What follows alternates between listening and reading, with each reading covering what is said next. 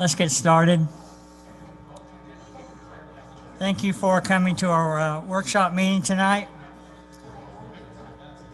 Our workshop is also online at washingtoncity.org/meetings. We appreciate all those that are participating and have participated, and I've got to excuse Councilman Staley. He's out of town for these meetings, so I'll entertain a motion to approve this agenda. So made, Mayor. Second. I have a motion and a second. All in favor? Aye. Okay, we'll move on to item 2, discussion and update on the 20-year commemoration for 9/11. Kelly Charlton. However you want to. I suddenly looked and there was no microphone. Good afternoon to all of you, Mayor and council members. You know my name, I'm Kelly Charlton, and I am actually here today representing the St. George Chamber of Commerce.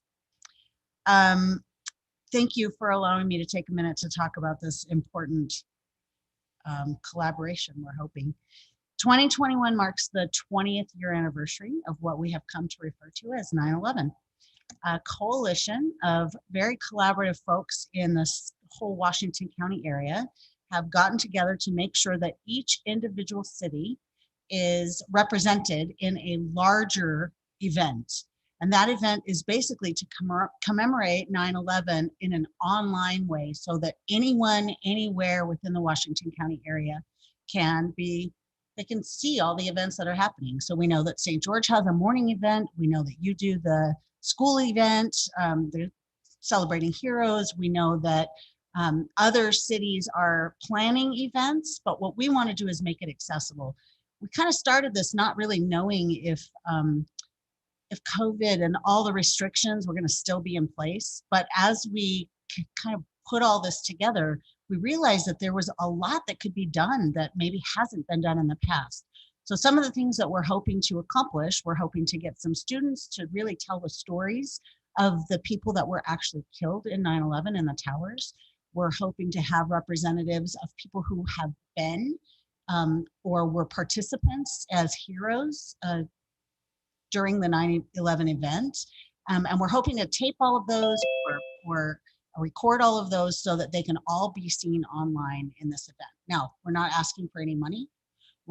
Our goal is not to have financial support from the city. Simply, all we're really looking to do is make this event accessible. And at this point, all I'm looking for is an opportunity to work with whoever your city representatives are that are putting your program together. So I'm hoping for that support. What's the date on it?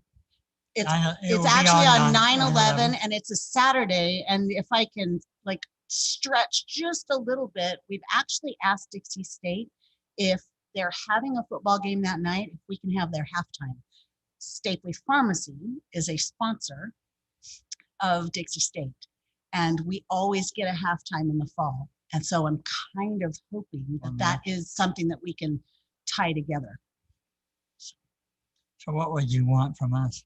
Just access to whoever's putting that program together so that I can work with them and we can make sure to plan it all and get it all online and make it accessible to everybody. The other thing, I'll be perfectly honest, I have lived in St. George, Washington County, Washington City, or Hurricane for 25 years. I had no idea, and I don't live under a rock. I had no idea that St. George had a morning activity every single year for the last 20 years. Where have I been? I don't know, but I was never invited to that. I never heard any marketing on that. And I find that appalling. And so my goal is really to make sure that somehow we, in this collaborative effort, we can make sure that people know what is happening so that 9/11 doesn't get lost at the end of the 20th year. So that's all. So Kelly, that would also include honoring our local heroes. Honoring our local heroes. And I failed to say that we actually have a local elected delegation. I can give you the names. Gil Almquist is on board from the county. Jimmy Hughes is on board from St. George City.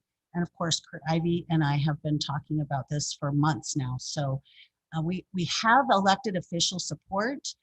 working with Donia from Hilldale, and I'm thinking that we can really span the region and really make this something that I'm afraid it's going to get lost. I mean, kids that were, in elementary school, they maybe remember it. We remember it. We remember exactly where we were when we saw the first plane hit.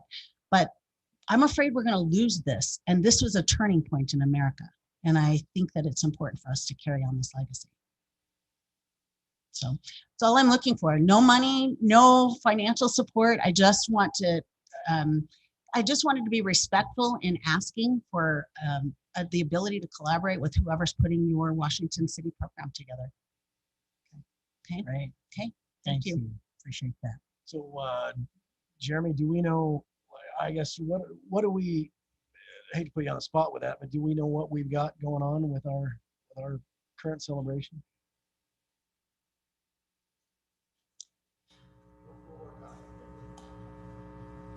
I don't know if we actually have done anything in the past, to be honest with you. Do you know, Barry, if we've done anything?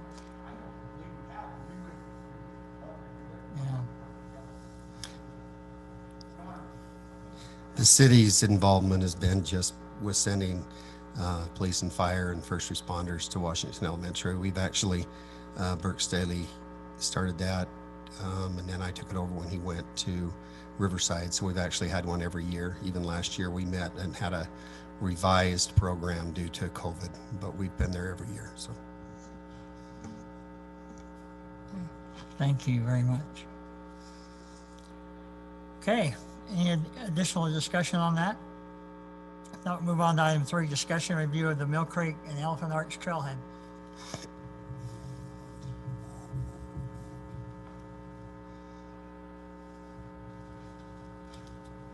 Thank you, Mayor, City Council. In your packets, we submitted the executive summary and the plans for this trailhead. I'll just give a brief summary of this summary, I guess. This has been something that's been in the process for a year and a half or so. There's been a great need up at the end of Main Street to have a trailhead. We already have cars parking up there. You go up there many times, there's 10, 15 cars up there already. They just park alongside the road. And so we've talked about this and we had great support with the county. We've met with the Habitat and also the other county entities. You see the letters of support in there when we did that. We had to meet with Sitla. This property that we're talking about is on Sitla property.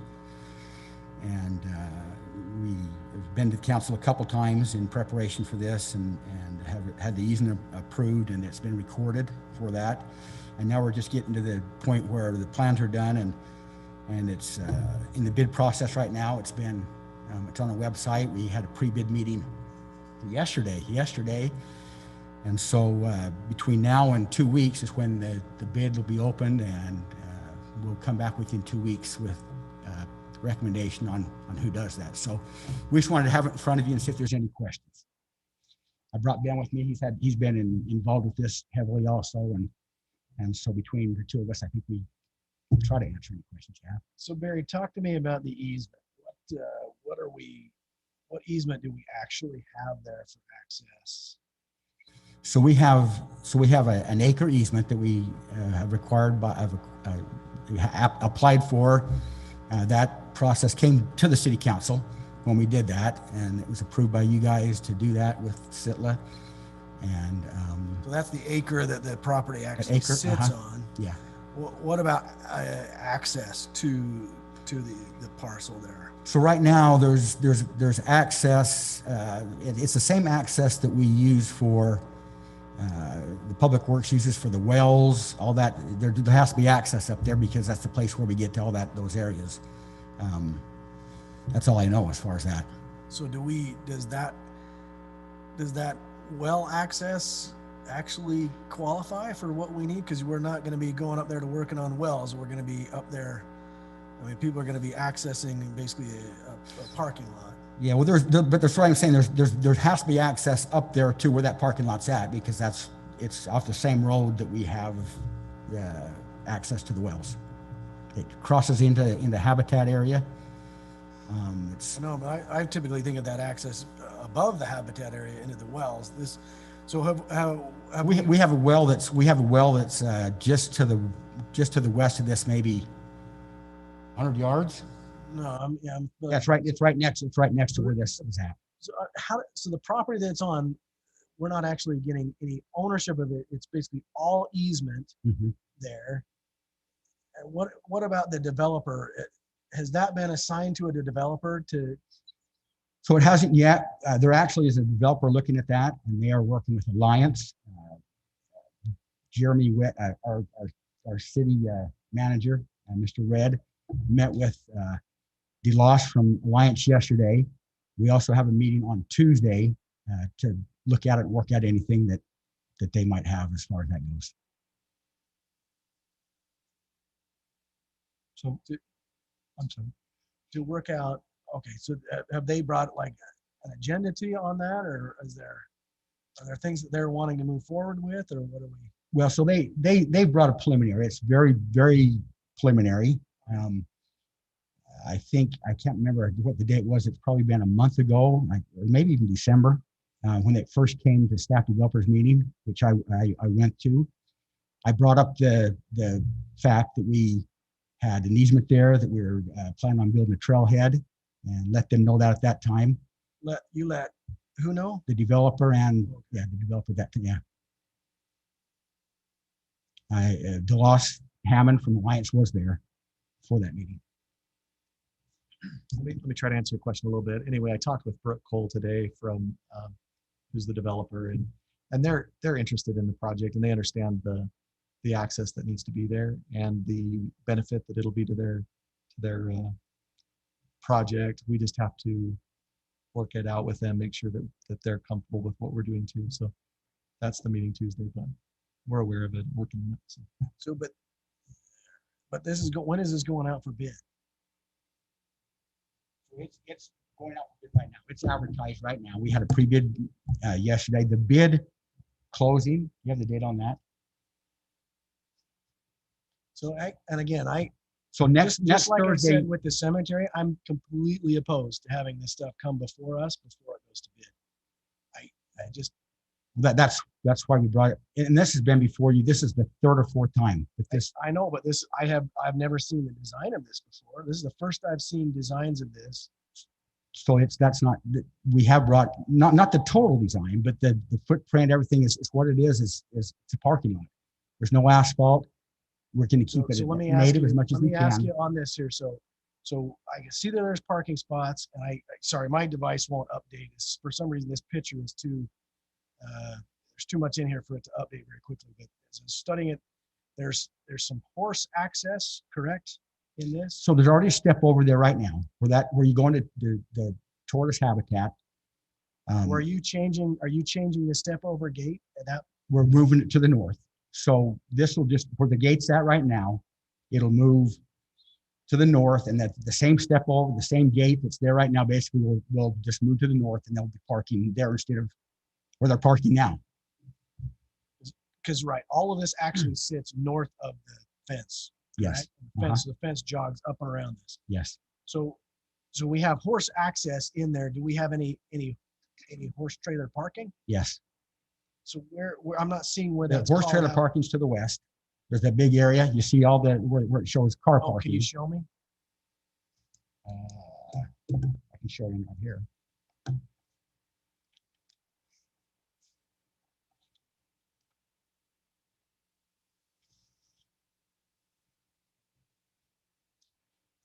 Want me to bring it up to you? Should I bring it up on this? Well, I don't know what.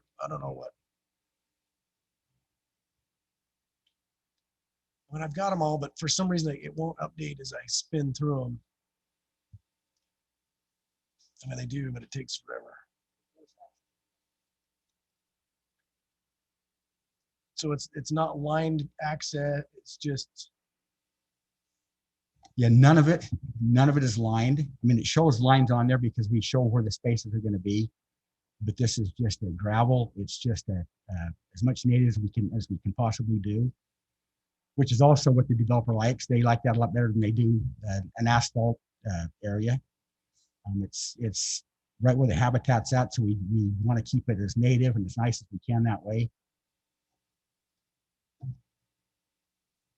So then what from the gravel that you have there, what separates that from the natural, you have several sections of natural turf or natural. So there's a split rail fence, like you see a lot of other Is that going to trailheads. be along the bottom roadway as well? Yep, it'll be all the way around it. On both sides of the roadway going into it?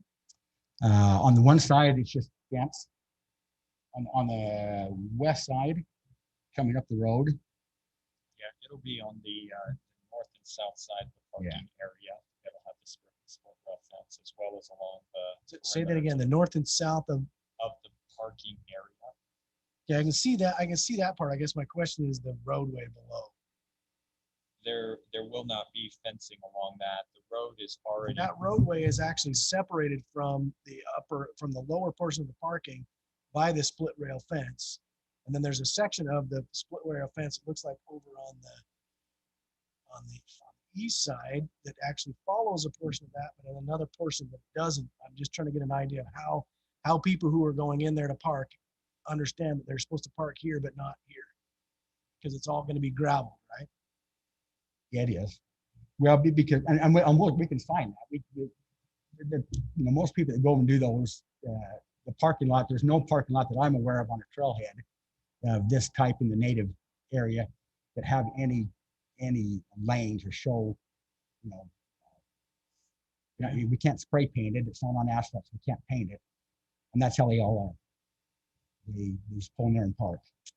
But are you curious about I can see where Councilman Ward's going, just the perimeter, just creeping out farther and farther and farther with their trucks and trailers, not having a fence all the way around the outside of the drivable area. You talking about so we have it To on the the north and west, you have south. the It's big, not- like, looks like Steve's got it pulled up, but the fence isn't along the roadway and it's only around the parking stalls, which stops the parking stalls to go out. But if they're parking their trailers to the west, And that's something we can certainly do. We can certainly address that when we do it. That it wouldn't Is that take what you're anything to doing, Councilman extend Ward? it. It wouldn't take anything to Yes. extend that Yeah, rail well, fence I to mean, the I south. guess I don't know. I'm just trying to get an understanding of, trying to picture myself going up in there, and how people are going to kind of park both horse trailers as well as vehicles, and I like the idea that like how it's incorporated some natural vegetation in those little cutouts, but I don't. Well, so just so that there's going to be a natural barrier. I mean, when we grade this and put the road base and the gravel down to the west there, you're going to have it's going to be all done for parking, and then you're going to have native. And you're going to have you're going to have an area where they know they really can't pull out into. And One thing I can assure that, having been there, I know this spot very Yeah. well. If you leave that gravel, you're going to be stuck in the sand. yeah, it's just a that sandy. simple. That's why I say it's basically natural. But can barrier. maybe to kind of address the question, I don't know if it's been thought about, but like we see a lot of times in a situation like this where maybe there's some boulders placed along the perimeter to keep people from just willy-nilly going out into the beyond where they're supposed to. Maybe that's just a simple fix. Yeah, sure. We could do that, or we could do, where that fence comes along from the east to the west. We could certainly extend that fence down. What is it? Maybe 30, 40 yards or whatever it is along there. That wouldn't be a problem. So if that's one reason why we bring it here, if that's a concern of the council, we can certainly address that and do that. So on the south, There's a bench that's up there now. That's going to fit in this area on my page that's marked as the south parking border area. You're going to move that Yes. current bench? Yes. Or is it? No, that bench will be, those benches that are there right now will be gone. We have some rock benches coming in. Very nice, like we kind of have on the trail down on the hill hole area. There's really nice rock benches. They come out of Kanab. That's what we expect. And so there'll be it'll be a lot nicer. It'll be much upgraded from what it is right now. so Barry, the fence that's there now, is there a week or two ago, kind of looked this area over. There's an existing wire fence on the south side. Will that remain there? No, It won't. That will be where the boundary's at. And the road will come up in. So that will be incorporated into it. Yes, yeah, it will. There is a wire fence on the south to where the entrance is, and then I don't know if you can see that on there. It does show the wire. It shows the wire fence, and then it shows the step over, and then it shows the wire fence on the top, and then it shows where the railing and stuff's going to be around that, around the perimeter. So the main access for this, once this is improved, will be coming in from the west rather than Main Street on the south. No, it'll come right up exactly where it's at. Yeah. It's just going to be moved to the north. So this parking lot will be on the other side of the fence instead of be on the north instead of the south. Right. Basically, the north fence right now will become the south fence, and it'll just proceed just a little bit further to the north. So if the residents that are listening, if they wanted to go up and look now, then they would just go to the top end of Main Street, and there's a little area to park, and then you have to step through a gate, and then you can access the trails from there. Yeah. Okay, thank you. Could I backtrack a little bit, Mary? There was a discussion about a developer. Is a development plan for clear up to this boundary then? Is what the discussion was? There's discussions right now of that happening. Yeah. So, but you indicated in your review that your executive summary that Sitla is willing to work with us to get right away. And is that for the We already road, have or is that. that just for the site? Yeah, that's just for this. We already have that. The other. I don't know what the agreement is with Sitla and the habitat for. I'm sure there's some kind of a right away for the vehicles and city. Yeah, The we think personnel to so. get up there because they have to get up in there. So we would just use that That's same not right public. away. That's maintenance. Yeah. It's not public access. I'm just curious about the development, just for future reference. And I've not heard anything about that development, but just curious about where that will be. And so thinking is that maybe this access that's there up to the site would be incorporated in their development plans. That's what we're working with them, and that's one of the reasons we're having that meeting Tuesday.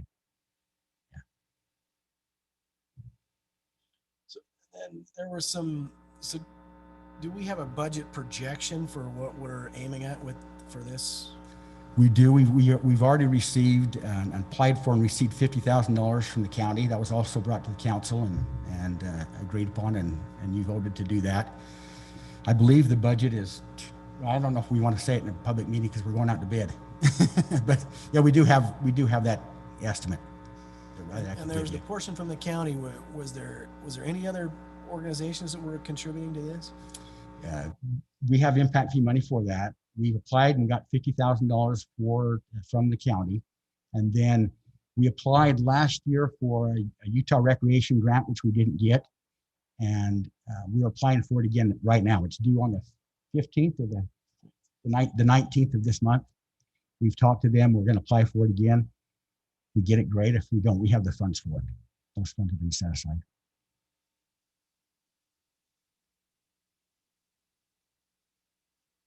Yeah, maybe you can just share it via email. So, excuse me, as far as the funding, you indicate that there's, you're kind of awaiting an outdoor recreation grant, and maybe I missed that, but is that still something that you anticipate we might get additional We would funding? like to. Yeah, if we do that, then we just won't have to use as much impact fee. Okay. But we've already been awarded the $50,000 from the county. Great, thanks, Barry. Any additional questions? I would be interested to have staff report back on what they find from the developer, just in case there's any issues that come up from that meeting. Okay. Thank you. Thank you. Move on to item 4, discussion of a youth program. We'll let council member Coates lead out with Barry and Ben and Tess. Thank you, Mayor. Maybe I'll start.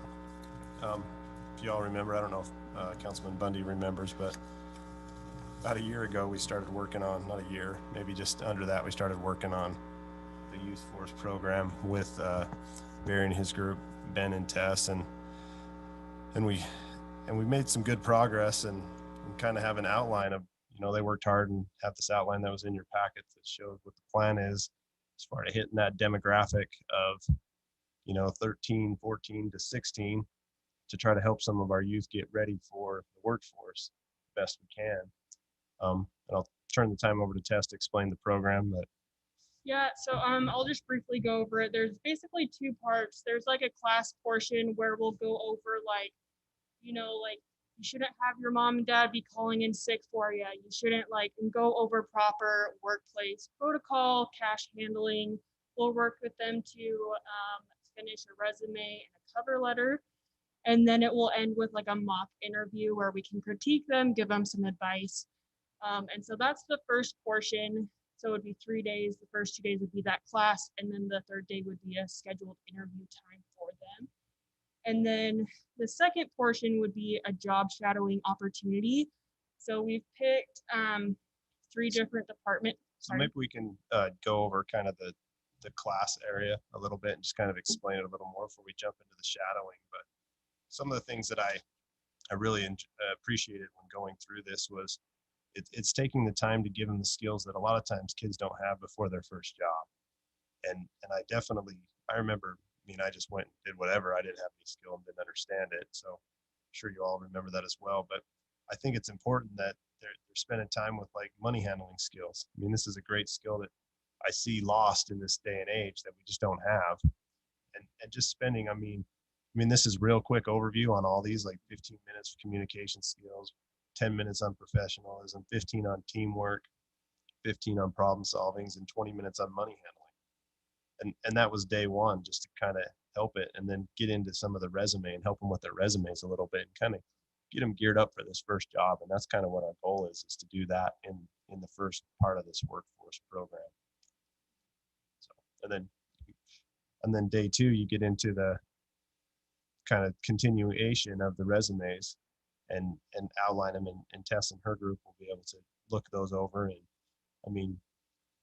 and go into the dress code and maybe you critique the resume and then get them ready to get that first interview and go through some of the interviewing process, because I'm sure it's intimidating for some people when they first start, not understanding what to expect when they go to their first job, when they're getting their interview. So I really like the fact that you can critique some of those things that you probably wouldn't have an experience, because they don't teach it in schools that I know. Councilman Ivey, have you in 14, 15, it's been a long time since I've been there, but you've been a teacher there. Have you seen that they do that at all? Or I wasn't really familiar with the secondary, the high school. Okay. Just coached there, so no, I have no experience. Well, and I don't remember it, so I'm excited that we're able to offer this to our community members and go through it. And it is a 2-day program, and kind of help them get started on the first step, and then get them into the job shadowing, which Tess will go into now. Yeah, so with job shadowing, we basically want to give kids the opportunity to see what it's like in the day of, working. And so we put together, and it's on the last page, I believe, of your guys' pamphlets. And so there's like a police track and IT, and then there's like a recreation track. And so each student would be able to pick 2. And so what would happen is it's a 2-hour-long session with just like positions. So like for police, they're going to do a ride along, mock traffic stops, search license plates, things like that. IT, they talked about like doing some wiring and tech tickets and whatever they do. I don't fully understand. And then our track, lifeguarding, helping out ref, aquatics, and then also kind of seeing the behind scenes of how we put a program together. So those are the items that we thought we'd start with and see how that goes for the first little while. So we're hoping to put this into this year's budget to cut some of these costs. We put down that it'd be $50 a participant, and 16 members would be the first round that we would get. And then there's some additional fees for staff and departments and stuff like that. But a total of like $1,300 for the program to help get going. And as far as the cost, we do want to work toward, if they get into the job shadow, we're trying to find a way that they can kind of earn their $50 back. at some point. We haven't figured out exactly the best way to handle that, but we want to make it so that they can have an opportunity, because not everybody will be able to do the job shadow. It's more of like, we want everyone, if they can do it, but if they can't because of some other reason, just help them with the first couple steps and then do the job shadow as well. And maybe progress into a junior lifeguard position that's available at the community center, that aspect. So my only question is, in the budget, is there anything that the city would owe to Youth Force for fees or dues? Have we looked into that at all? Is there fees or dues that we would need to pay to Youth Force for using their program, or is it? This is an independent, I understand you're talking about the Boys and Girls Youth Force. This is Youth Force Washington City. So it's independent. We're not dealing with the Boys and Girls Club. We research, there's lots of different youth forces out there. Good. So. Good. And I would just add that I'd be happy to help any way that I could. And I think it's a great program, and that was my only question. So. Are you finished with your discussion? Hey, I think this is a great program as well. I read through this very thoroughly, and I'm like Councilman Coates. Would have been nice back when I joined the workforce if I'd had a little bit of insight on how to do some of these things. The only thing that I'm a little disappointed on is in the supplies. It says fake money. That's no fun. We want some real money there. Well, just kidding. We'll take donations from Councilman Bunny to distribute his money. No, I think it's a great program, and I think that we ought to support it. So basically, the city's just sponsoring this, and the idea is that we'll kick it off, and then likely it sounds like we're going to get most of the funding back through. Well, I'm hoping that it's a fund, because we're not trying to make money on it. We're trying to help the youth, and it's kind of that age group, because there's a lot of programs up to 12, 13, and then you start working after 16. So it's kind of that age group that there's nothing in between, and it's different than a sports program, which we have those. It's, hey, this is to help kind of fill that void that we had with the youth. And so I'm hoping that the $50 fee is more of just like, hey, pay the fee, but hopefully you can earn it back as a youth, if it's in credit to the community center or something of that nature. So we're not trying to ask them the fee, but we want them to commit, because we want to commit to them as well. So tell me, who is kind of our intended audience for this, or who are participants? Basically people that are wanting to get in the workforce and don't really know what to do. So part of the thing is that starting at the age of 14, you can be hired, but it's really hard to find places that can hire you because it's so limited. So one of the things that we're going to do is provide them with a list of knowing where you can apply where you're 14, where you can apply when you're 15, and where you can apply when you're 16, just to kind of get them started. We're hoping to pull in some of those companies into that mock interview as well, but we haven't finalized that. So. And then, as the program goes forward, have we built anything into the program as far as, because I know this is a new program, just kind of looking back and modifying it after the first year, kind of getting an idea where it was successful, where maybe some of our problems were. Have we got any kind of a plan that way to just kind of self-evaluate after the first year? Yeah, I think a lot of it too is, and we work a lot with this youth force at the community, well, just youth at the community center. And so a lot of this is just kind of like, hey guys, if you do this program, like maybe that's a step in the door for you. It's networking, like this is how you get started, or we can be recommendations for a future job. So I think that's really the direction we're going towards, to try to let them know that we're here to maybe provide jobs in the future, or internships or opportunities for them to volunteer with some of our programs, things like that. But to answer your question, yes, we want to reevaluate it, because we want to see what works and doesn't work. There might be a program that's just people aren't interested in, right? So we might want to switch it up and do a different type of a thing. One thing when we were going through the process is we'd like to get community members that have businesses here and say, hey, can you have a spot for these 14, 15-year-olds that they can job shadow and then potentially turn into a job for a 16 when they get old enough to work in their thing. And so that's kind of where we want to take it. But for now, we thought we'd just keep it small and then see how it goes and see where we can grow it and where we need to modify it. For sure. Well, I'm even kind of, thinking about the cost. 14-year-old kid, $50, it's a fair chunk of change. And those that they get a parental grant or something. In the days of cell phones, when every kid has one that costs a heck of a lot more than that. That's the way I think. But hey, so Councilman, has there been any feel for interest in this by chance at this point? In just discussing with younger people, is there? I haven't really brought it up with anyone besides my network, but it's just something that I don't know what Tess has found. They're kind of, it's kind of interesting because it kind of morphed in between a couple programs they have for upper and older children. So And others do, kids participate in it, right? So they participate in your other programs. So they would probably participate in this. Yeah, and we have a lot of moms at the community center, and so we have kind of like asked their kids what they think about the program. A lot of them are super excited because they're scared, like they don't know where to start, and so a lot of them are super excited. And kind of speaking about like the kids that can't afford it, we're starting through our 501c3 a scholarship program where people can apply to get those fees paid for in cases where they can't afford it, but they need it. And then, so you mentioned 3 different organizations that would be involved within the city, right? Yeah, we just chose 3 at this point.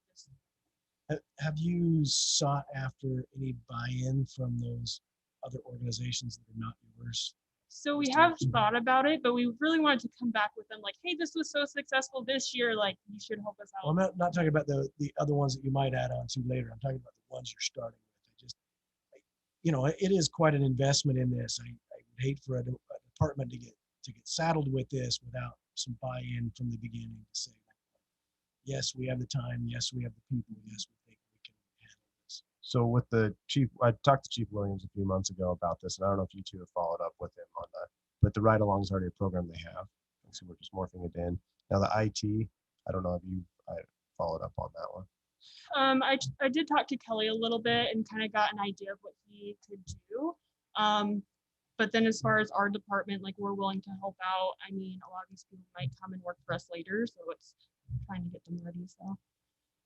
Well, there's a big difference between, a department who has the time, who is committed to seeing these kind of individuals come in and be successful within the workforce, and somebody who just feels like, this kind of got dumped on me. I don't really know what to do with it. And sometimes it's just a matter of semantics. I'd like to see it be successful. I'd like to see departments almost handpicking the person they're going to send it with to make sure that it's a good experience. So Tess, it looks to me like, I know there's been some mention about community partnerships. I want to talk about that for just a minute. It looks to me like that'll be a very valuable component going forward, because ultimately we want to find, qualified young people to take jobs. Has there been any conversation about how that would look going forward with some of our, maybe working with our chambers of commerce or with maybe the school districts or, Pineview or Crimson, and developing any partnerships that may lend a little bit of long-term viability? Because once they participate in this program, and again, I think it's amazing, it'd be good, but once they move on from that, we want to make sure that it stays viable so they can use those skills going forward. Has there been any discussion about any of those things yet? No, I haven't. Okay, thank you. But we have had discussion about, we're open to anything as long as it's viable best for our children and our youth. So we're just starting small and figure we can move forward as the need comes, and any help we can get with our youth is definitely beneficial to help them, get them in the right direction. So where does it go from here? So currently we have it's a small amount of funds that they've put in for this year's budget, and I think our plan is to start in Want to do spring. The budgeting includes some advertising and Yeah, we can send it out to all the schools because we get a pamphlet that we can mail out and email out to all the students. we'd like to put it in the newsletter, the city newsletter, and get the word out that way. And all the good ways that Tess has put here in the pamphlet. I think you did a really good job walking with Ben on this. I appreciate your work on this, and I think it's essential for the youth. It'll be a good, another step, another path that helps whoever wants to help.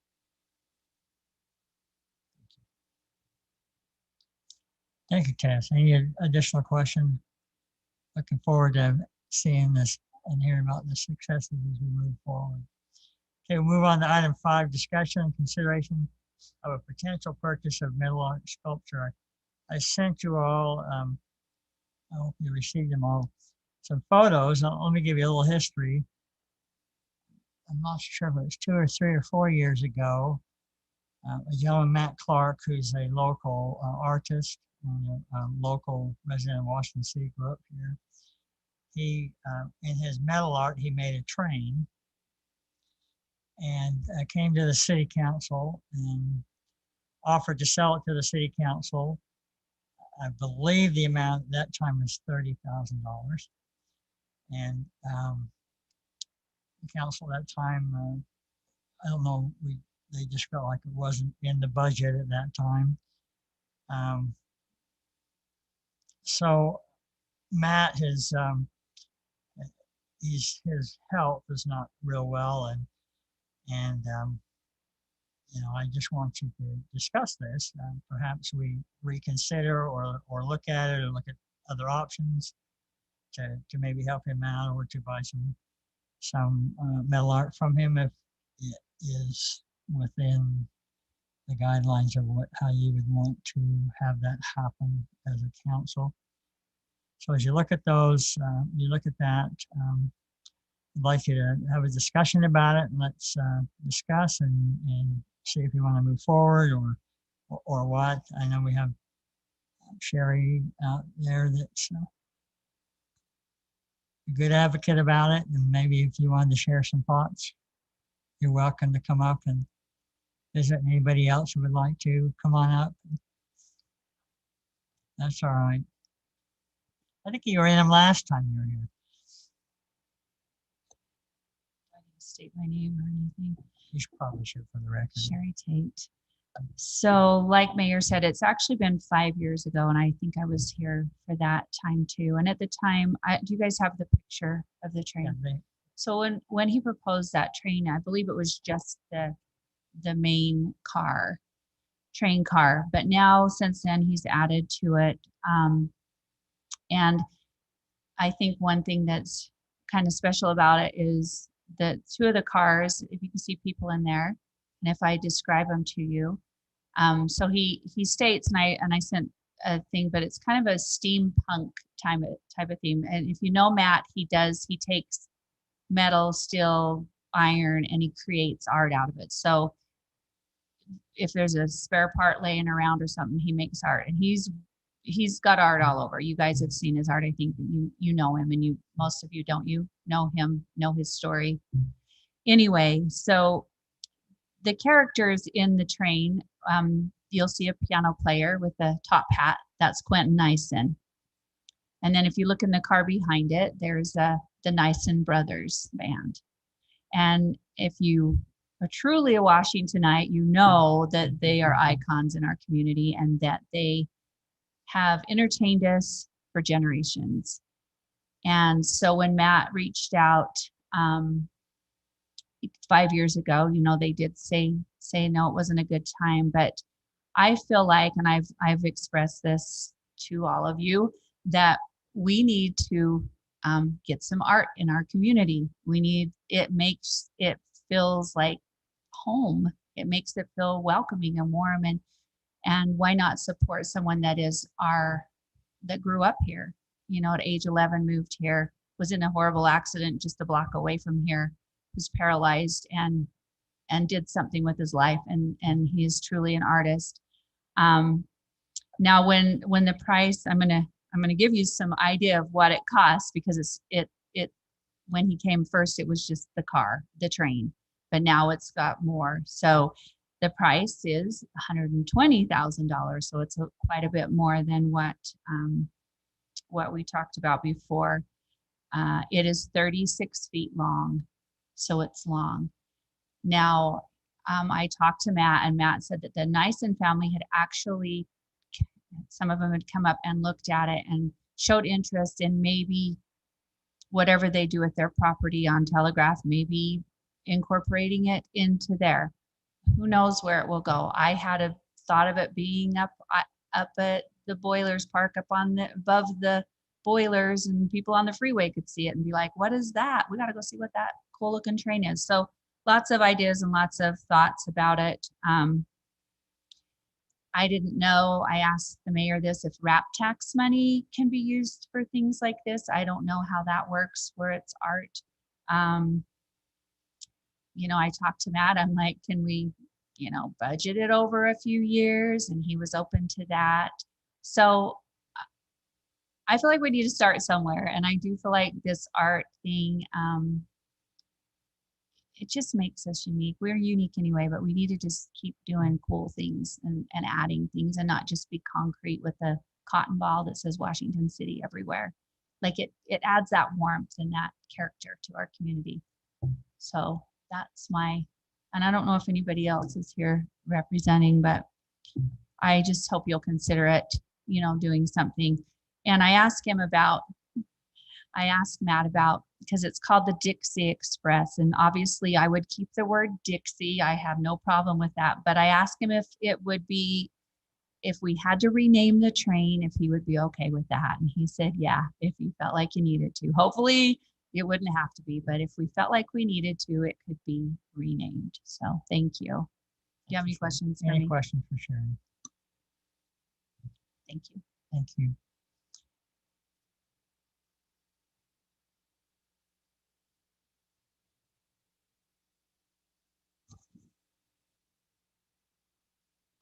Thanks for letting me have a minute. My name is Cheryl Christensen, and I'm a former member of the board of Art Around the Corner in St. George. I'm not sure if you're familiar with it, but Art Around the Corner is an organization that brings the art into the community and changes it out yearly. When they switch the art out, pieces are purchased every year, and the city's art footprint continues to grow. And it is one of the things that we're getting to be known for in St. George. I think it would be great to have that spread into Washington City. This is a big piece. I work at a law firm on the boulevard. Also, we did have a part of the train out front of our law firm for a year and a half-ish. And it did create a lot of interest. It's actually built so that the kids can get up inside of it and take their picture. And as well as I do, when you go on vacation, it's those pictures that you remember. It's those things that create the memories.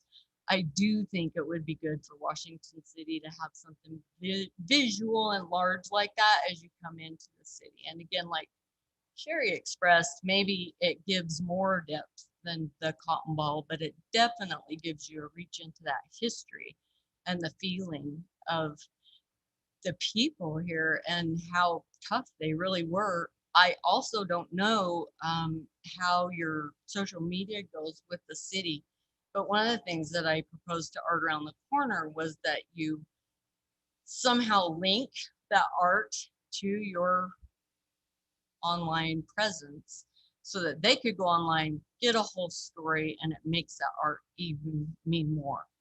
So I think the art in St. George has had a major impact. I think this art could have a major impact, and it gives our community depth. Thanks for considering it. Thank you. Any questions? Thank you very much. Anybody else?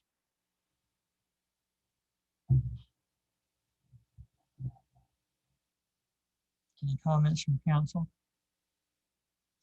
Mayor, if I could, I don't know if you know the answer, or maybe Sherry does. So with this name Dixie Express, has there been any attempt on Matt's part to have this in St. George, or what would he do with this if we did not purchase it? Do you know I'm anything sure on it's it? for sale, right? It's for sale. It's an art piece for sale. Just a matter of whether we would want to be the ones that had it. Okay. My thought when I saw it on the agenda and looked at the pictures that Mayor sent was, it seems like a wrap tax thing to me for art, but for us to purchase it. That's what my mind went to originally. But I had no idea the price, which is a large price looking at it. So just my thoughts. We didn't have any applicants on wrap taxes, January, did we? Not that I saw. Okay, so if there's no additional discussion, I would like you to think about it and maybe talk with me privately and see if we have a general consensus, yea or nay, and we can move forward. Mayor, I have just one Go ahead. comment. Please. I just want to touch on what Sherry said. I remember as a young man in the community when that accident happened, you know, how devastating it was, because those that know Matt knows what a wonderful person he is. And that shouldn't justify us buying the art. It certainly adds some depth and some credence to the decision. I've always admired him since, how he has responded. His mother is a photography artist. I'm sure you've seen her books that she's put together, and he comes by his art talents rightfully. But you know, just that little comment that we've always I've always thought very highly of him and what he's done with his life after his horrible accident. And he's certainly made the most of it. Thank you, Councilman. Well said. Yes.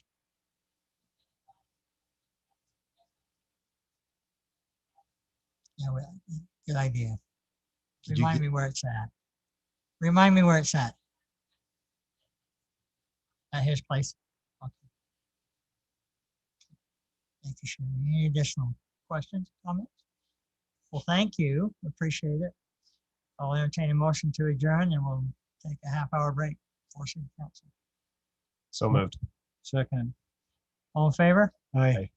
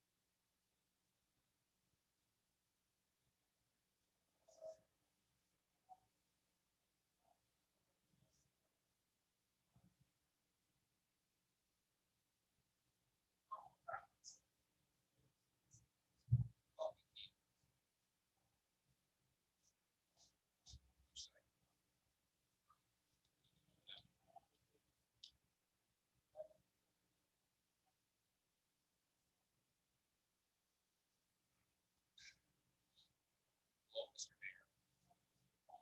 Excellent. Oh, yes. Now,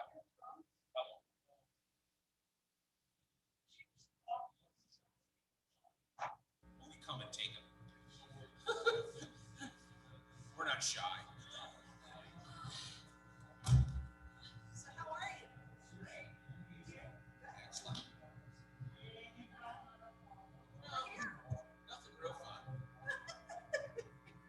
Enjoying this dreaded winter weather the last couple of days. 75 degrees.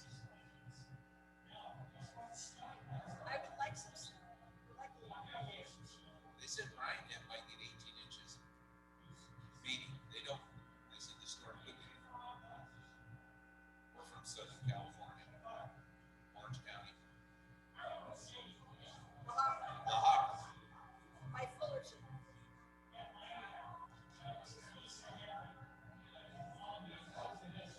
I went to Long Beach. Yeah, I graduated from Wilson High in Long Beach. Went to Long Beach City College. So I'm familiar.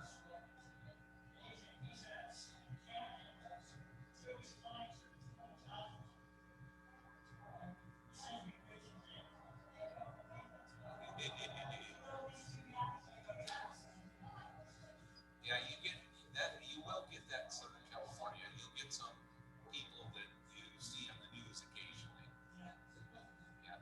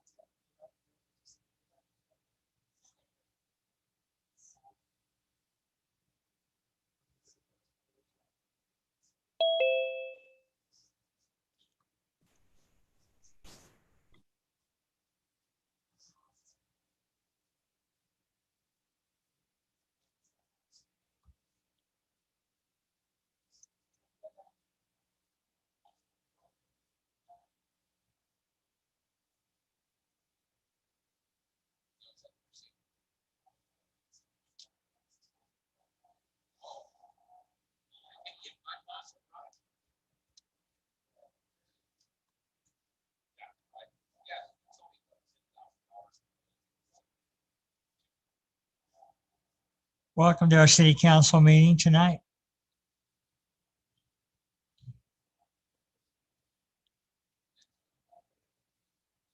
I've asked Councilman Bundy if he will lead us in the invocation, and Councilman Ward, would you lead us in the pledge? Thank you.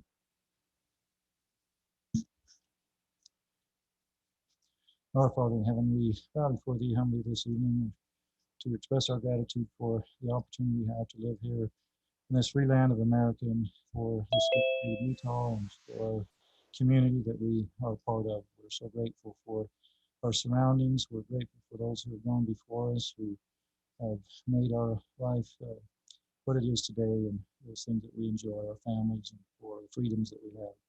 Father, we'd ask if God would bless and be with us this evening as we discuss those things that are before us, that we might be mindful of those decisions that would be as a betterment to the entire community. Again, we're thankful for the opportunity to be in this free land. We say this in the name of Jesus Christ. Amen. Please rise and join me in the Pledge of Allegiance.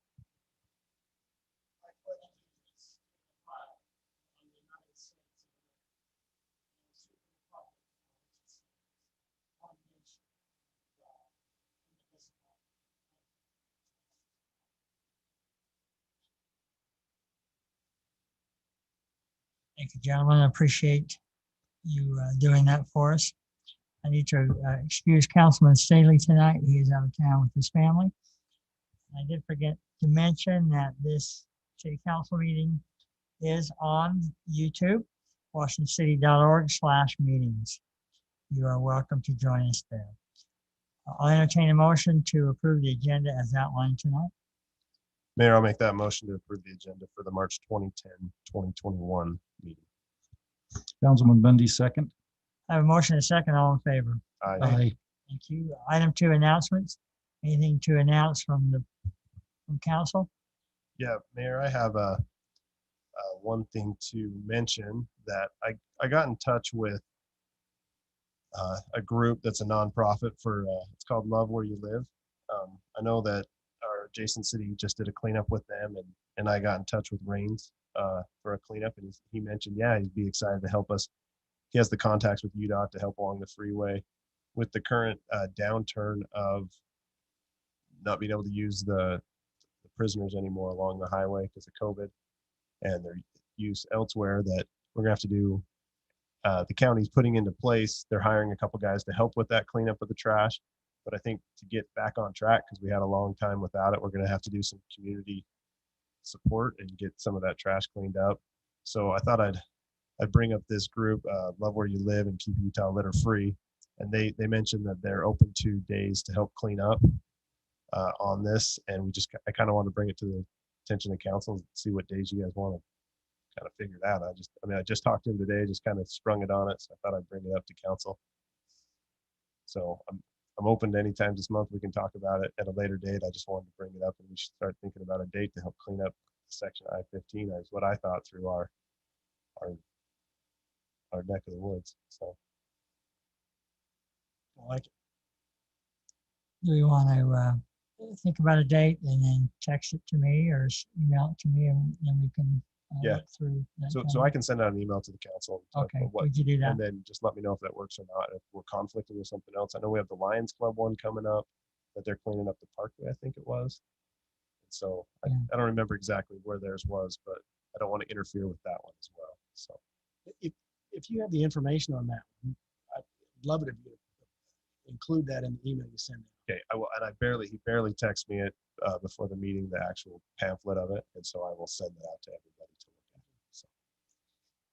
I have an event that's being called Bike Scooter Walk Event. It's at Dixie State University on March 16th at about 11:30. They're going to. The event is to reinforce being active and being involved and promoting good health. So you'd meet between 700 East, on 700 East, between 300 and 500 South for the university, 11:30 on Tuesday.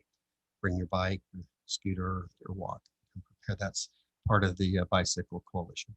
Did they have a round? Just meet at Dixie State. Yeah, just out on 700 East between 300 and 500 South. Thank you very much. Any other announcements? Move on to item 3, declaration of abstentions and conflicts. And to declare this time. Mayor, I have a couple of items, 6A and 6B, that are potential conflicts. That's it. So noted, 6A and 6B. Anybody else? Move on to item 4, our consent agenda. Item A, approval of minutes, consideration to approve the minutes from the city council meeting of 2/27/2021. Board audit report, to approve the board audit report, February 2021. And 2 special events. First one, to approve a road closure for the parade/5K route, a special event for Crimson Cliffs High School. Miracles from Mustangs Parade 5K be held on March 20th, 2021, 7:30 a.m. to 11 a.m. Applicant, Crimson Cliffs High School.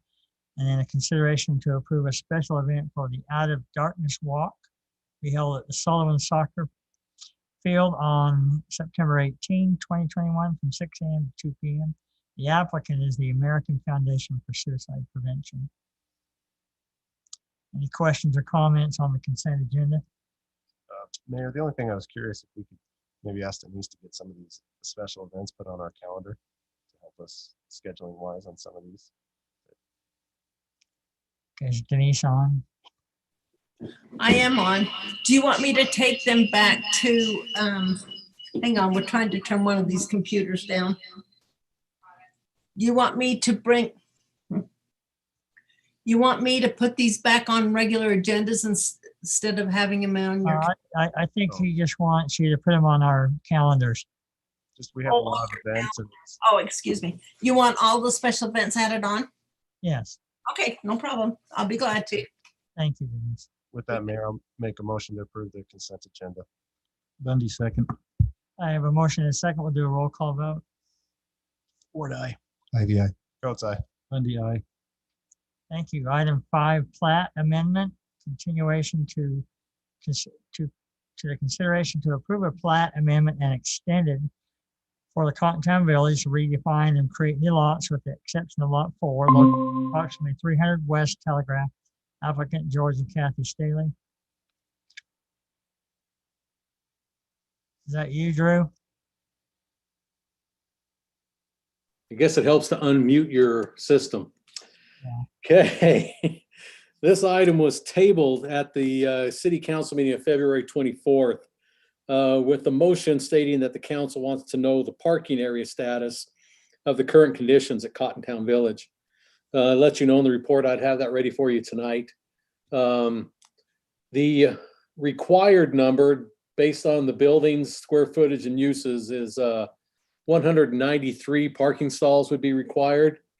What they have on site is 189, so we're 4 short. But with that, we also note that the dance hall building and also the theater, they operate at different times and hours basically as the other uses on the property. So they're mostly an evening and weekend type of use, while the other ones are a more 9 to 5 type businesses. And so the city is often, and a lot of cities do, is they'll allow for kind of what we call overlapping uses on parking. So because we know that, again, those 2 other buildings will be more evening and weekend usage almost all the time when the other businesses are closed. And when during the daytime, when those aren't in use, then the businesses use the parking. So there's actually, if you look at it in that perspective, then there's actually more than what's needed right now and used at the entire development. So just wanted to pass that on to you. Just to remind you that the Planning Commission reviewed the request for this amended and extended at their February 17th meeting. Planning Commission unanimously recommended approval of the amended final plat for the Cottontown Village amended and extended subdivision, adding the lots and a little bit of acreage down on the bottom there. And I'll be glad to answer any questions you might have after that information. Drew, this is Councilman Ivy. With this new information, are you recommending approval? Yes, like I say, and that's why I went back. At first I look at it and go, oh, they're 4 under right now, and they want to add these lots. But then I go back and again I looked at the theater, And, you know, it's again, like, I don't want to beat that dead horse, but it's night uses, as is the dance hall reception area. So I don't have any concerns with it at all. We may just want to point out that, you know, any future developments on these other lots that they might really strongly consider as we look at their plans, maybe to add some extra parking at the footprints around those specific buildings that are more tied just to those buildings, to add a little bit more. So I'm trying to make sure I understand this. You're saying, so currently they have the 189, right? Yes. And with the current amenities or the current build out, it should be at 193. So none of that is inclusive of the new subdivisions or any new buildings that would come in based on those being subdivided. Correct. So you're suggesting that when they come in, you need to have them use at least a portion of each of those separate subdivisions for parking. Yeah, and we'll look at each one of them. And again, because I still feel very comfortable with, you know, again, the day use versus the night and weekend use, that we have sufficient parking.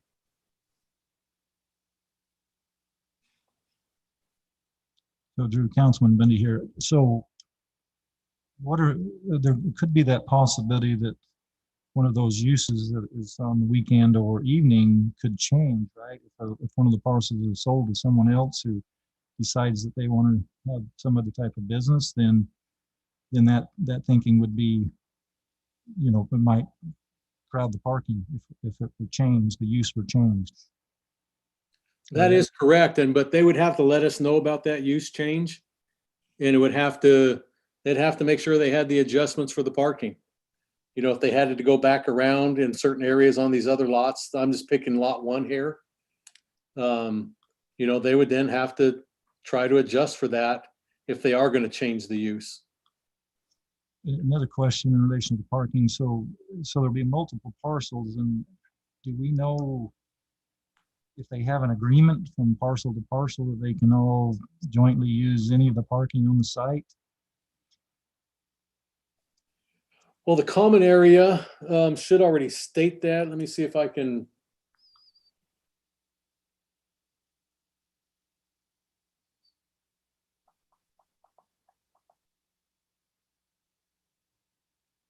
It indicates, as you're looking there, it indicates that there are code covenants and restrictions related to this, to the Cottontown Village. I assume that is in place, which may address that question. Yeah, there was. Well, there it is. It says parking, a common area, parking and public utility easement in this whole slashed area. So this note right here, because it used to be on the old one, that's as tight as I can go in, but this particular note, let me circle it for you.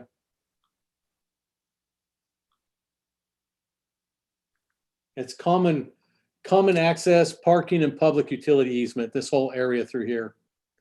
So Drew, would you, based on your comment, I'm assuming you're saying that potentially there might be additional parking required outside of the common area that would be on the lot?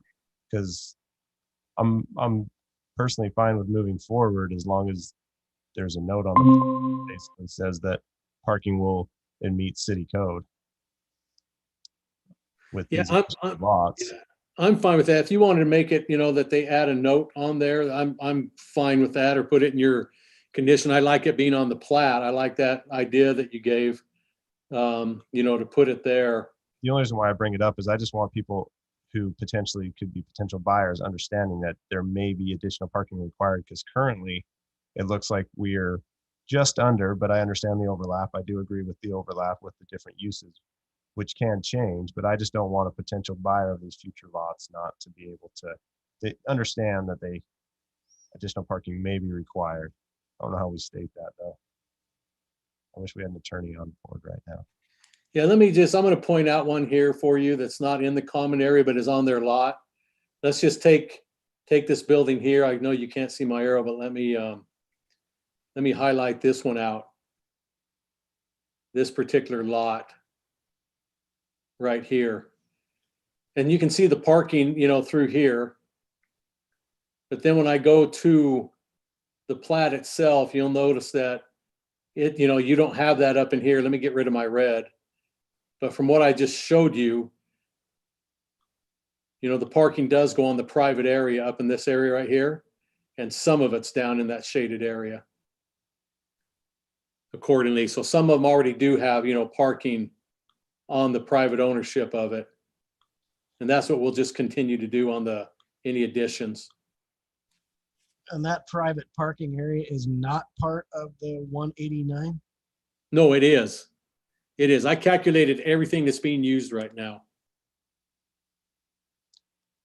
We probably can just get it with a condition. Yeah. Adequate parking for any future buildings meet city code.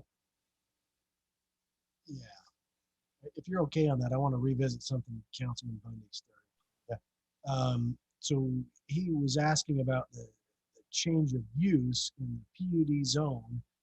So Drew, I'm projecting this forward 5, 10, 20 years, and somebody comes, some of that parcel, one of those parcels is sold, and they want to change use within this PUD zone. Walk me through that process. How does that come before the council because it's a PUD? Does that just go to staff? No, especially this PUD was done back in the 1990s. Yeah. And it's a 2-sentence PUD. Remember I told you about that when we were redoing our PUDs? As long as they fit within a retail use that fits like in the customary C2 zoning, they can be in this PUD. So, I mean, because that was one of the other things that was kind of brought up at our last meeting, that lot 11. Lot 11 is called out as a separate subdivision within the PUD. So that could be changed. The ownership could go to somebody else. And then really, I mean, that's just the water tank, right? That they were going to try and put a couple of rooms in, or they're going to try and do like well, they still could. They came to you for a height waiver, if you remember right. Well, I remember the height waiver. I'm fine with what it is there. I'm just like, it's a separate zone and it's not going to come back before the city. So no, it's not a separate zone. It's all within this PUD.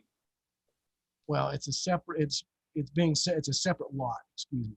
Yes. So it could be owned by a separate individual, and they could modify what's being done in there at this time. I mean, that height waiver was given based on what was in there now.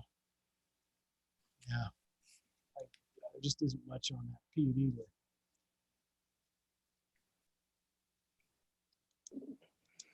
Yeah, I think it's important that somehow that is declared there, is noted, because that evening use or a weekend use could totally change. Say the theater, for example, it's no longer a theater, and it'll be used at the same time other parcels, other businesses are there, and it could overtax that parking very easily. And so somehow that needs to be brought forward. Because, the fact of the matter is, I think, I know this is probably family, I think it was talked about before, but,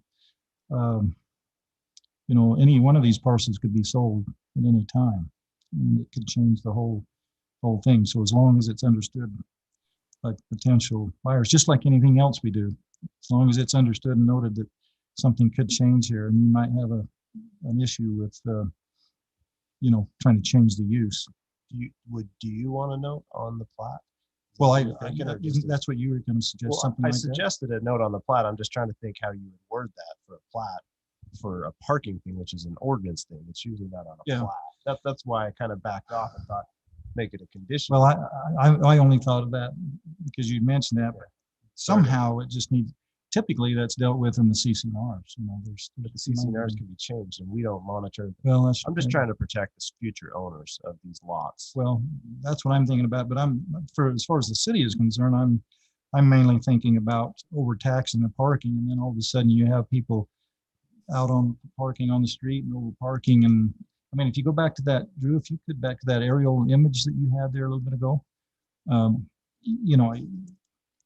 that's the thing I'm concerned about, is if we overdo the parking, then it's not going to be good for anybody there. see, I just look at I'm just looking at the parking that's there currently. I don't know when that image is, but you know, there are quite a few stalls that are in use there now. But that's my only concern is just that, you know, I think for the owners, they don't want to see it overtaxed. The city certainly doesn't want to see it overtaxed with not enough parking stalls. That's why we have the codes that we have. So I'm not sure the best answer other than, you know, it just needs to be addressed. But yeah, even though I agree that we don't, the CCNRs would be their regulation, but at least that way everyone knows what they're up against. You know? Well, so yeah, I guess I'm trying to think through the process of this because you basically have a PUD. You've got a couple of issues where the PUD is just, we would never approve a PUD like this today. We would require a lot more, you know, specific descriptions as well as utilizations for each area. Where we're doing an amendment on it now, is it fair to just require those descriptions to be put in at this point? I mean, they're asking for more divisions to be able to subdivide this even more, which could theoretically complicate the issue further if you require them to come in with just some descriptions of what is going to be of the, I mean, your elevations could literally be images of what's currently there, you know, and just use this as a time to kind of clean it up a little bit so that if they want to sell it and they want to change ownership of a bunch of these, it stays well understood. You're not relying on the CCNR. So I guess, Drew, there's a big question mark on that statement. Is that possible to do at this point? No, I'm not sure if I understood your question. Just kind of briefly give me that again. It was so brief and concise, and I'm surprised that you missed it. No, He was up there drawing pictures on the existing buildings. He wasn't paying attention to you. I was trying to listen, but I didn't know it was a question coming to me. But go ahead. Yeah, I appreciate that. So I guess I'm kind of half thinking out loud. So I want you to check my thinking on this. We have a PCD, a PUD here, which you know, I mean, based on our ordinances today, we would not approve a PUD like this, and I'm not faulting anything that happened in the past, but where they're asking for further subdivisions of this, is it fair at this point to require just a greater description of the air, especially the areas that they're modifying? You can even use pictures of what's existing there as your elevations, and just say, look, this is the intention of this PUD at this point. Is that, it just seems like so that's my question. But it seems like we're setting ourselves up for some problems here, because if this gets completely subdivided with multiple ownerships, and they start changing everything in there, I'm just not sure that the way this is organized is going to work. No, I'm not real concerned about it. I'll tell you why. Because whenever a commercial building comes into us, you know, for plans or whatever, it runs through our department anyway. And one of the first things I do with any commercial is I look at, does the use fit in the zoning? If I check that box, my first question is, how about where's the parking going to be? How much, because of what you're proposing right now, this is the parking that's going to be required for that. So I'm going to look at that and take that in consideration. Again, looking at these two buildings I highlighted in red, again, being night and weekend use, as long as we stay that way, you know, and I'm going to now move on. So just remember those two buildings. That's the key to a lot what we're talking about here, even now and future. So let's say they want to come back in this area, because it's really the only place that they can build or develop is back here. Well, that's not true though, Drew. I mean, they could, like a lot 11, they could just tear that down and build something else with new ownership. When you look at lot 11, I'm not worried about that. You can't put anything on there other than this silo. I realize that, but that's because you're looking at it with of nothing else should go there but a silo. But yeah, future owner may not think that. Well, again, Parking's based on square footage. Not talking about parking here only. I'm talking about the structure of the PUD here. Okay. I realize most of the conversation has been about parking, but again, one of the things that was brought up in this last meeting is there's some serious limitations on what is actually in this PUD, and lot 11 is just kind of a bizarre little. Like, I'm just not sure how that gets split out into its own lot and isn't shared by something else. And I'm worried about a future owner of that getting it and saying, well, you know, like there's nothing in that zoning that says they couldn't change that into a water slide, or, you know. Well, so I look at it like this now. I look at it as, if we're talking PUD, not parking, because it shows that there's an issue, and I think we can address the parking issue with it has to go on those parcels. I look at it as they already have their zoning in place, so they can subdivide it how they want, as long as they can meet the codes of the city. But right now they're asking to further divide that. They're asking to So further you're divide it, but potentially increasing the issue. so no, I agree with you. We are, but I'm looking at it as the zoning is already in place though. So they're not coming back for a zone change, they're coming back for a plat amendment, which the plat amendment is after the zone change. And so you could chop this up 1,000 different ways, as long as they can get their park. They could go build a parking garage and build buildings on top. That was my question to Drew. Is that fair at this point to try and help the PUD? You're saying because that's attached to the zoning, that's probably not. Yeah, that's what I think at this time. You know, if they were coming back saying, hey, we want to change our zone, say they were a tighter PUD and they came in and said, we want to change our zone to increase our density, but as long as they. So just clarify me, in a PUD, changing the lots doesn't do anything, because everything inside of a PUD has to do with the zone, correct? I mean, it's the way the PUD was presented when it was initiated. That's where my clarification. I agree with you, but I agree and disagree.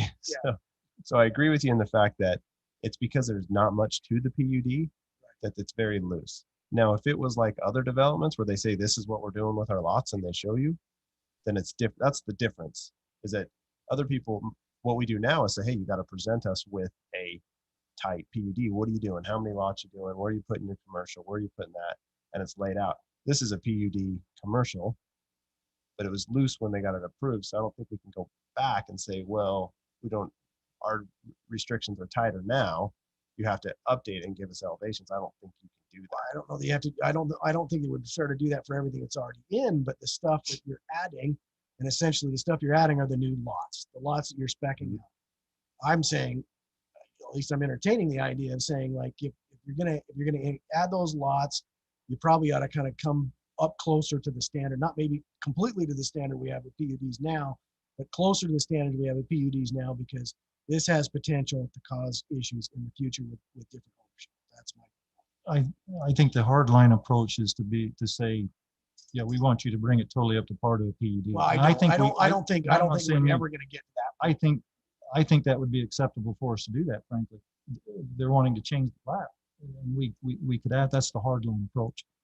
But just another thought that I have, if I were the owners, they could down the road, if one of the individuals, lot owners there, wanted to sell one of those parcels to someone who wanted to create a business there, and they find out that they have a parking issue, they may not buy. You see that happen.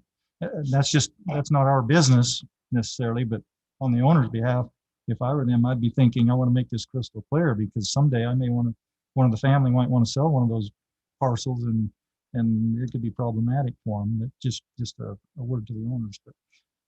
But I think we could take the hard line. I think we ought to work with it as best we can. But as I mentioned before, I love Cottontown Village, and I like the people that own Cottontown Village, but they don't want to be hurt by over parking, and nor does the city, nor do the residents that live half a block around the corner.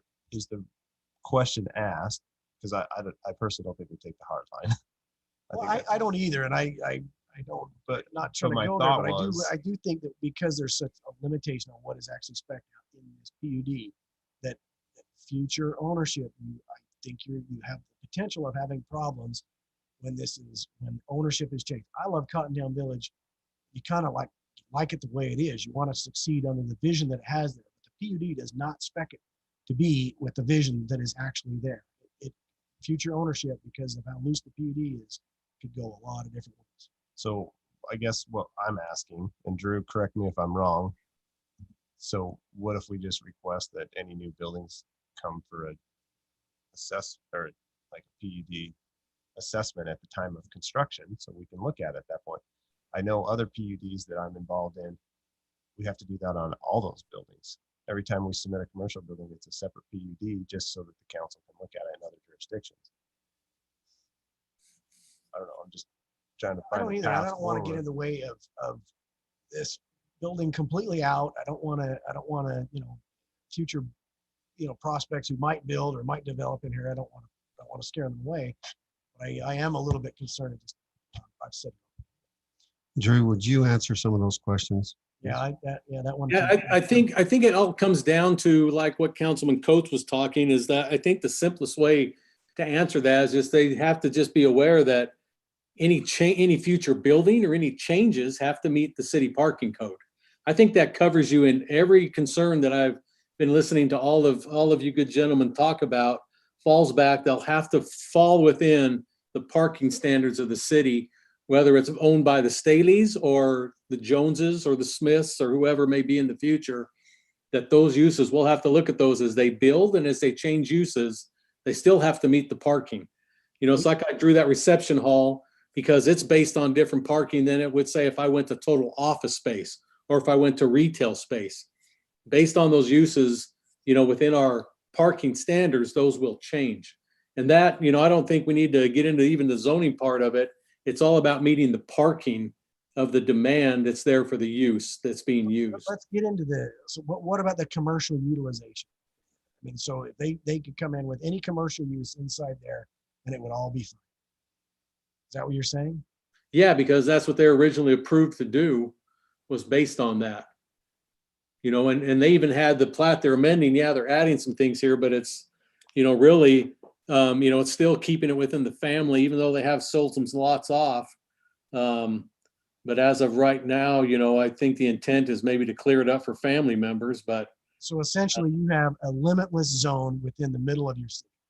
It's not limitless. It falls in the C2 like any of your PUD commercial kind of would anyway. I'm not concerned about that because the C2s, you're not going to get anything in here different than a C2. If there is, I'll just tell them, no, you can't put that in there.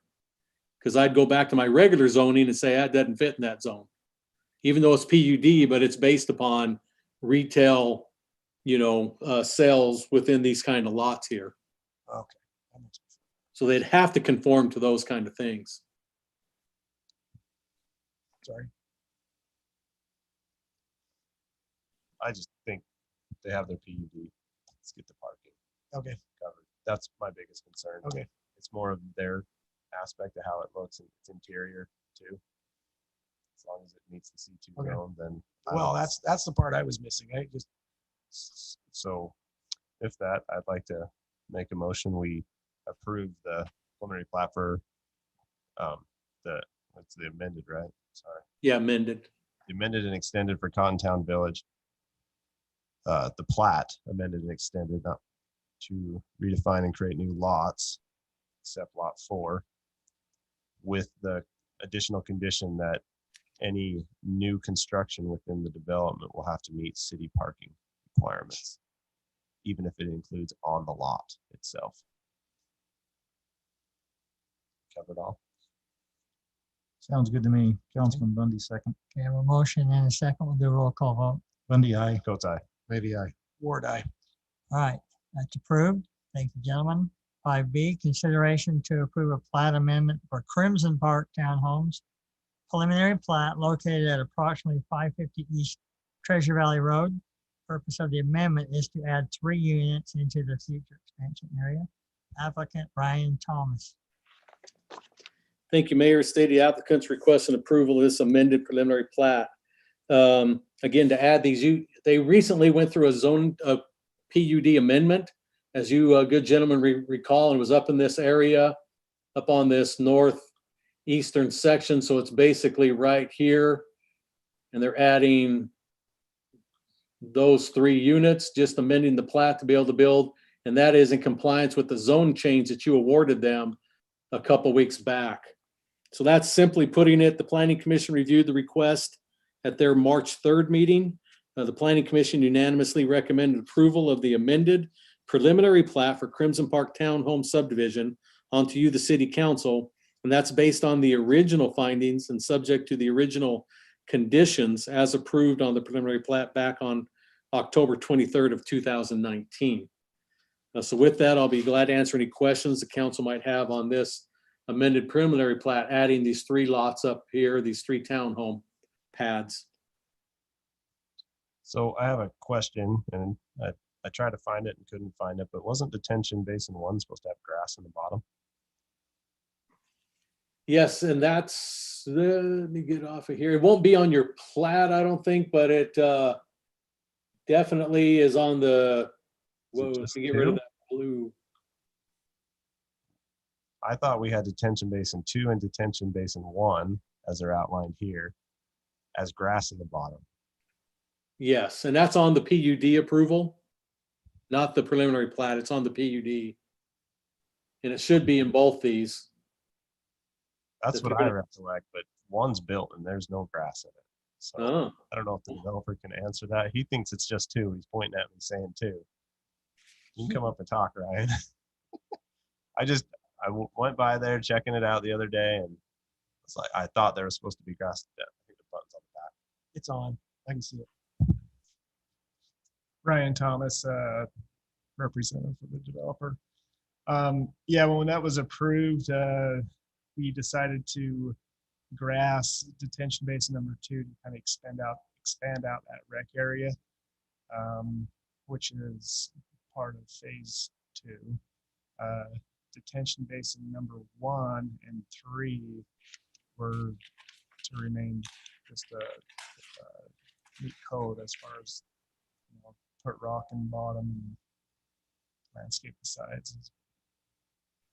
I don't know where that changed. I just remember we Yeah. talked about both. No, you're right. We did talk about it, and it was requested by council at the time to do that. So we expanded the grass into detention basin number 2. So all of detention basin 2 will be 100% grass.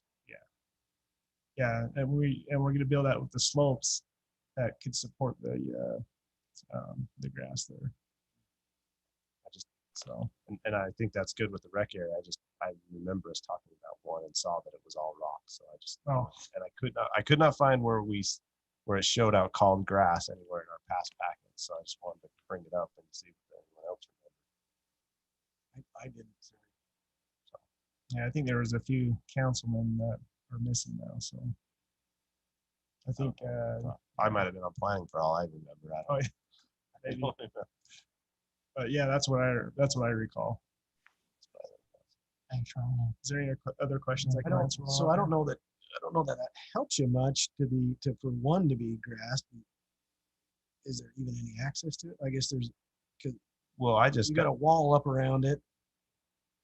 Well, you mean on 1? On 1, yeah. Well, I was just really trying to make sure that those kids had a place.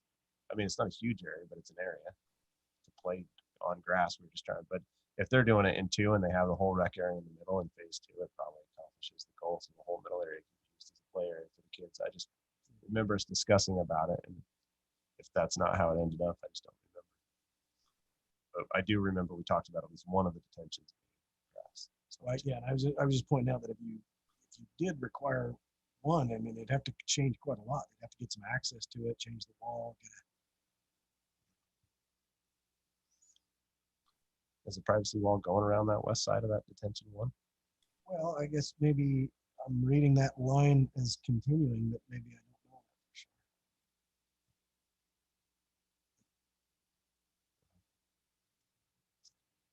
for sure. There's not going to be a wall on the west side between the road and the basin. There will be a wall between lot 8 and the basin. But there's a privacy wall along Olive Treasure Valley. Yeah, and then there's a privacy wall. All solid. Yeah, privacy wall. How tall? 6. It'll meet city code. which is 6, right, Drew? 6. 6 is the two.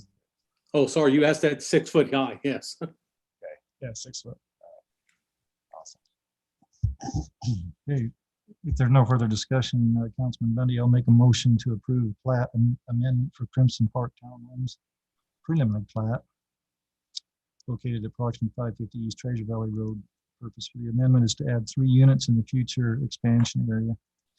The understanding that detention area 2 will be a grassed area. Second by Councilman Coates. Motion and a second. Ward, aye. Ivy, Coates, aye. Bundy, aye. Thank you, that's approved. Item 6, preliminary plat, consideration to approve a preliminary plat for the Brio Phase 5A and 5D located approximately Gemstone Way and Camino Bordet, applicant Co-West Home. Thank you, Mayor. Stated the applicants requesting approval of this preliminary plat for 5A and D. The applicant's proposing 58 lots and the area coverage is 8.282 acres. The zoning at this particular location is the Brio Planned Community Development, or Brio PCD. The surrounding zoning is open space to the north, PUD residential to the east, and then Brio PCD to the west and south. The proposed subdivision conforms to the approved zoning. The request meets the subdivision requirements and other ordinances at this particular spot. Staff has reviewed the request and recommends approval with conditions of the preliminary plat as outlined. The Planning Commission held a public hearing and reviewed the request at their February 17th meeting. Planning Commission unanimously recommended approval of the preliminary plat for Brio 5A and D subdivisions onto you, the City Council, with the following findings and conditions, and they're the standard 12 conditions for any preliminary plat, so nothing extra. I'll be glad to answer any questions the council has. Can you go to an overhead map view of that?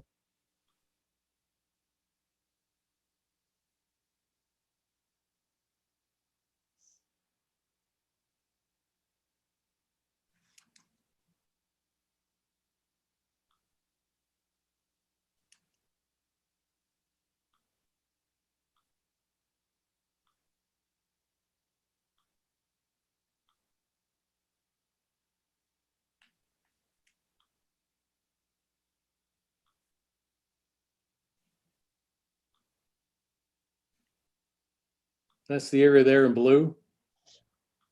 What's in there now that's not on your map currently? Well, there's nothing. It's just, it looks just like this. Not in that area, around it, excuse me. Sorry for Oh, they're the same homes they're building up here, they're kind of doing down here on Camino Oso. It'll look somewhat familiar to that. The ones just south of it are the ones that are being built now. Roughly, yeah, that'll be kind of these same lot configurations here, maybe a little bit smaller. This is that area that they came in and you amended to go with that new patio design that they wanted to propose. And that's what's in this area here. They also built it over by the clubhouse, I mean, their rec center. Is kind of the same, but it's a what they call the patio home number 3. And that's going in this area here as well. They got rid of the townhomes, if you remember. And that's what they're building in this area as well, is that same patio type of a home in here. So this will be kind of a new product you haven't seen up there yet. That's what I'm trying to say.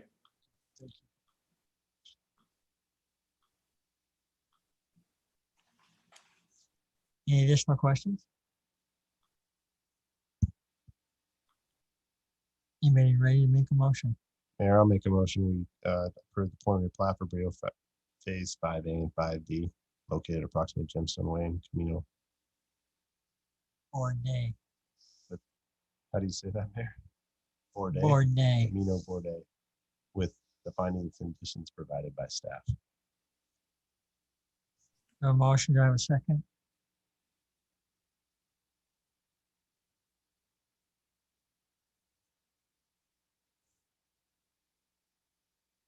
Second. I have a motion and a second. Roll call vote. Ward, aye. Ivy, aye. Votes aye. Randy, aye. Thank you. That is approved. Item B, consideration to approve a preliminary plat for the Brio Phase 6A. Preliminary plat located at approximately Via del Sol and Camino Bordet. Thank you, Mayor. Applicants requesting again a preliminary plat for Phase 6A. They are proposing 18 lots. The area of coverage is 6.136 acres. The zoning, once again, is Brio Planned Community Development.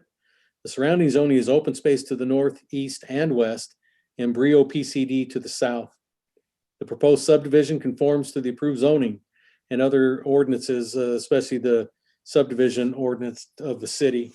Staff's reviewed the request and finds it appropriate as outlined. Planning Commission reviewed the request at their February 17th, 2021 meeting. Planning Commission unanimously recommended approval of the preliminary plat for the Brio 6A subdivision onto you, the City Council, subject to the findings and the conditions in the report. And they're the standard 12 conditions. Again, no extra ones on this proposal. And this is the top northeast corner. This is getting to the end of Brio, gentlemen. There's only one little gap in between from the one you just did and this one. There's just a strip left in there. But other than that, Brio will just about be built out. This is it up in this corner, up in this area. Let me get my pencil for you. And so we're basically just looking up here, tying right here and going over and then up through here.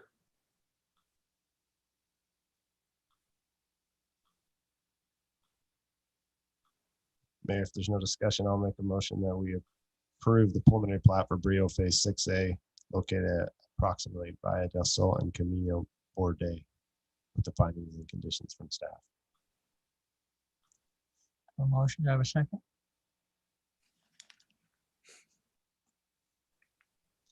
I'll make that second, Mayor. Thank you. Roll call vote. Ward, aye. Ivy, aye. Votes aye. Randy, aye. Thank you. That is approved. Move on to item C, consideration to approve preliminary plat for the Grapevine Crossing at Sienna Hills. Preliminary plat located at approximately Washington Parkway and Grapevine Crossing Road North.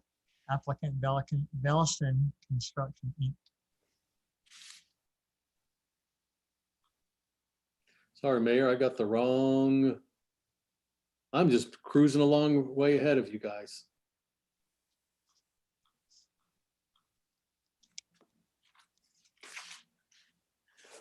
Again, the seeking approval of the preliminary plat for Grapevine Crossing at Sienna Hills is stated by the mayor. The applicant is proposing 9 lots on an area of coverage of 13.77 acres. The zoning at this location is the Sienna Hills Planned Community Development PCD. The surrounding zoning is Sienna Hills PCD to the north, east, south, and west. This is in the set aside commercial area of Sienna Hills, just for your information on that. And so these will be commercial lots. The proposed subdivision conforms to the approved zoning and other ordinances of the city. Staff is recommending approval with conditions as outlined of this proposed plat. The Planning Commission reviewed the request at their February 17th meeting. The Planning Commission unanimously recommended approval of the preliminary plat for Grapevine Crossing at Sienna Hills subdivision. Onto you, the City Council, based on the findings and subject to the conditions. I think there might be number 13 is an extra.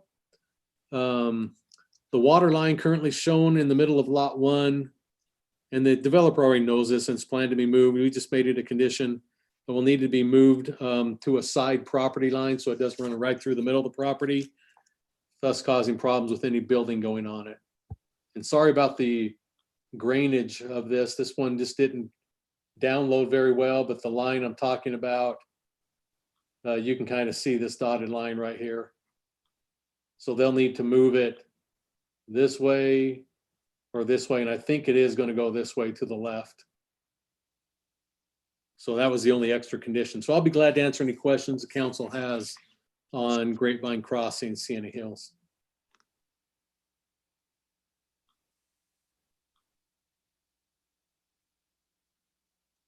The only concern I had coming up is the name, Grapevine Crossing Road North, because Grapevine Crossing is on the south. So are we gonna have any problems with our EMS? I think, well, we went back and did a name change on all this, and I think we went through all that back then, when we changed the road name, because this was something, you know, it got changed a while back already. So I think we've already gone through that review and everything was okay with it. Who was okay with it? The council at the time?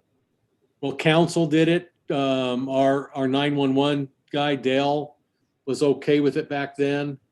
Because again, this was called something different at the time. Sienna Hills Parkway. I think it might have been that. I'm just concerned that we have Grapevine Crossing Road, that it's due south running the same way, and it kind of loops around, and we're gonna call it Grapevine Crossing Road North. Just Well, the beauty of it, yeah, the beauty of it is we don't have any addresses off of Grapevine. Even when it loops all around the whole system, subdivisions are off of it on different street names. That's true. So Drew, grid street names will be used, correct? Yeah, I mean, definitely locationals. You know, I think they'll address these off maybe something else, you know, internal or something that we'll find. Or even if they are up here, again, it won't conflict because everything on the south, there are no addresses on it.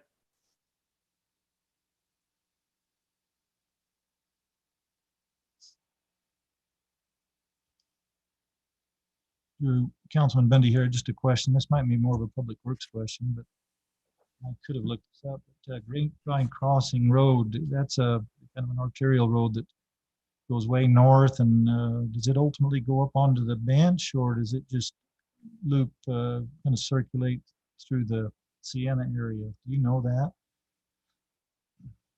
It actually loops around and ties in to the roads in Sienna Hills. So that road does not go up to the bench above. It's just kind of in the low area there. Correct. Yeah, it bends around. So another question relative to the roundabout there. I know that at some point in time, there's likelihood that will become a signal as opposed to a roundabout there, from what I remember, Mr. Shaw. If that were to be the case, a signal there, that intersection, that first intersection is far enough away that wouldn't create any issues with our access management or. Yes, correct. They submitted a traffic plan with that development. We reviewed it. We actually made suggestions on it, and they've addressed our issues that we had. Okay, very good. Yeah, Councilman, there, the layout of the road I did in red for you. It just circles right back around here.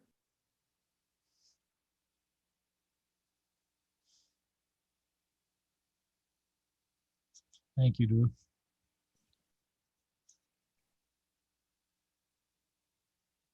So, and Drew, you're saying that literally all the way around that loop, there's not any addresses that are on Grapevine Crossing Road, north or south. If there is one, it's right here, maybe, but I'm not positive on that one. That one is Grapevine Crossing. Yeah, so that will be the only other address other than the ones that'll be in the commercial, you know, as part of this maybe phase that we're talking about tonight. I thought you were saying the ones that you were talking about tonight are going to be accessed off the sidewalks. Well, I don't know if they'll be able to as I go back and look, because those aren't.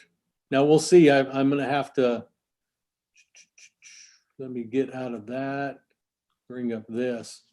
We might be able to address them off of these streets right here, to be honest with you. This north and south stub. Not lot 1 or 7 or 9. I mean, 9 maybe, but I mean, lot that's 4 where and their 5. access is all from those. So the accesses are, yeah, they're not off of the Grapevine, so their accesses are all back here.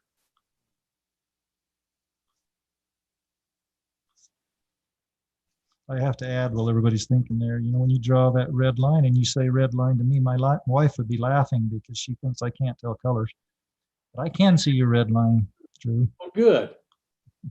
Yeah, these are the access points for these other lots. But we'll figure that out. I'm not too concerned about that, especially with that one address down there being the only one, you know, on there. And it can be it's Grapevine Crossing South, and this can be Grapevine Crossing North. So I would have an address of, say, 1, 2, 3, 4 Grapevine Crossing North, and the one down there could be, you know, 79 Grapevine Crossing South.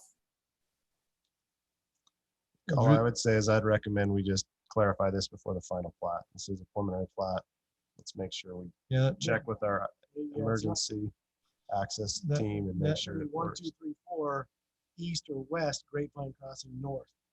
You're right. A lot of your address programs. Well, it's more the fire guys trying to get to the location. And what if they turn down the wrong street and adds 5 minutes?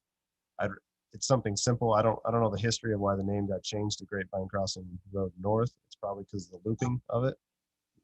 But I just would hope that we would deal with our addressing with our EMTs and make sure they're fine with it, and then I'm fine with it. Speaking of the naming of the streets, Drew, at preliminary plat stage, this is kind of a general question. Preliminary plat, when we have the Grapevine Crossing Road North or whatever it be, is that okay? There's not any problem on the city's part for changing a name when it comes back to preliminary plat because it's already approved with this particular name. I know some cities would tell you you have to go back to. No, it's what it's called at the final plat when recorded, not at, it's really not, names aren't vested. Just the layout is. Okay. So if we have issues with that and Dale comes back and says, hey, I've got problems, we'll get them taken care of at final plat time. Okay. So Councilman Coates' suggestion is that final plat that can be done. Okay. If I could just jump in, I think it's taxing my memory a little bit. I'm getting a little old, but I believe that Grapevine Crossing was part of the Sienna Hills PCD and their road master plan, and it was looped and it was always named Grapevine Crossing.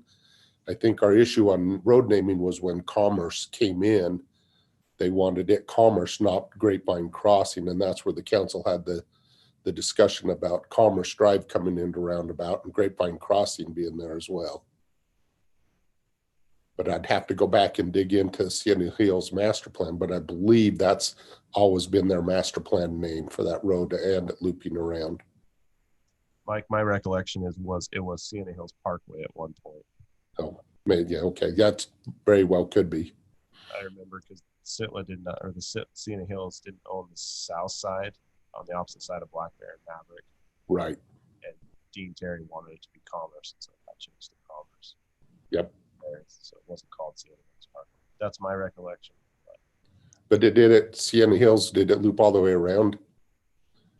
I think the problem that I have is when we have a road that loops like that and change names right in the middle, that usually creates problems as well. I don't think it originally looped like that, Mike. I think there was a break in it, and then Troy, you know, at the time Bellison was a councilman, that's when he was looking at this, and then we started looking at it and changed it then. Yeah, there was definitely a loop because it's in our master plan, transportation master plan. Yeah. Can I hop in real quick? Why not? Go ahead, Troy. Thanks.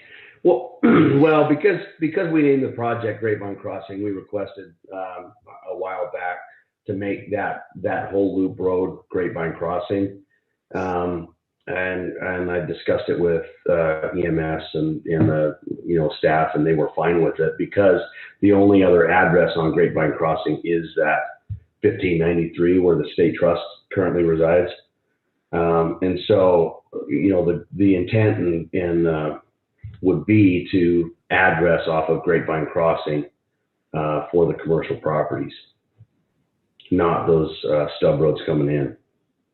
If we need to do it differently, we can.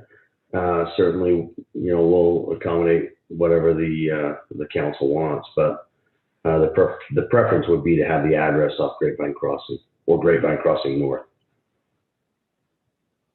As long as EMS and fire is fine, I'm fine. I just want to make sure there's. So if we can just clarify that before the final plat, that's all I'd request. So, Councilman Bundy again, so it shows right there near lot 7, LAD required for retention areas. So that obviously this will be falling in line with the LAD requirements. And I guess all this development will be probably be CCNRs that address all of the drainage LAD requirements, correct? Yeah, that's conditioned. That's number 12. It's okay. I assumed it was. I just missed that. Thank you.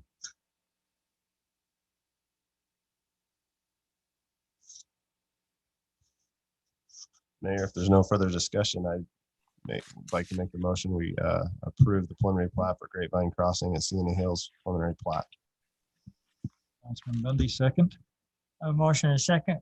Do a roll call vote. Bundy, aye. Coates, aye. Yeah. Ward, aye. Thank you. That's approved. Move on to item D, consideration to approve a preliminary plat for Majestic Fields preliminary plat located at approximately Majestic Drive and Washington Fields Road. Applicant Jason Christensen.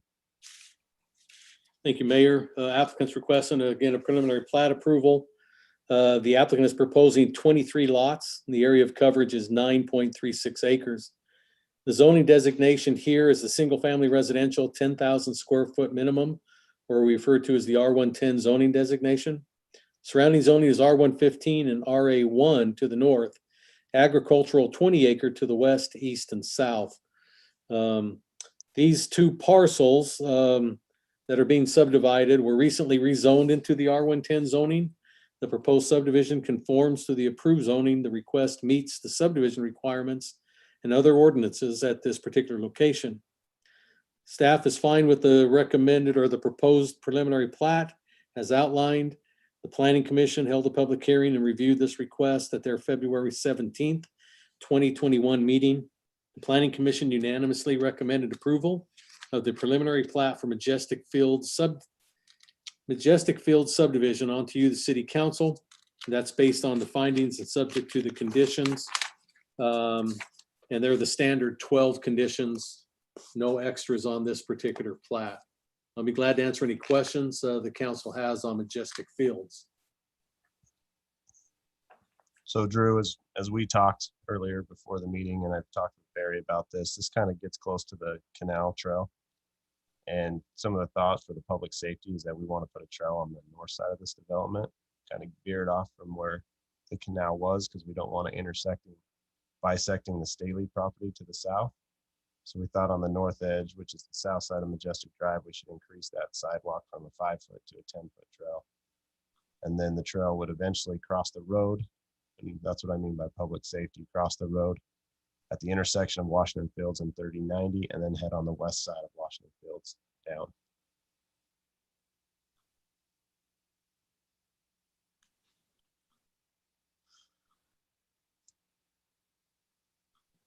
Drew and council, this is Barry Blake. We have looked at this, where the canal comes down through this to the east and then down through Staley's, where it crosses the road. It's just a really bad area. It's really not safe at all. So we'd rather take it along there right now, cross where there'll be a stoplight eventually, and then go down that west side down to 3650, and then we'll be able to cross there at a light also. It just makes sense to do that and be safe.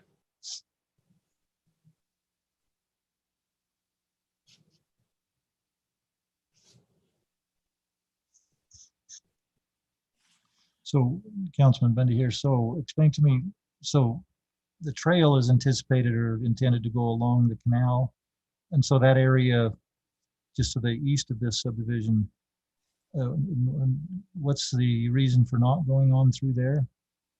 So the thought I had, Councilman Bundy, is that if you look a little farther to the south, and you can't see it on this map, it'll land in the middle. Drew's going to go to it, but it lands in the middle of that road. And what we don't want is we don't want the trail to have to cross in the middle without an intersecting light.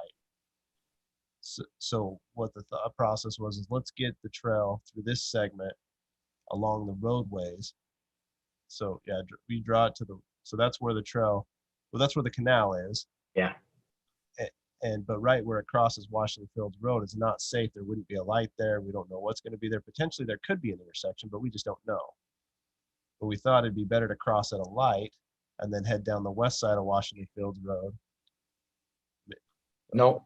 No, way too far. Well, either way, I'm just putting possibilities. Let's just say the west side of Washington Fields and go all the way to the south to 3650. Can you scroll down, Drew? Yeah.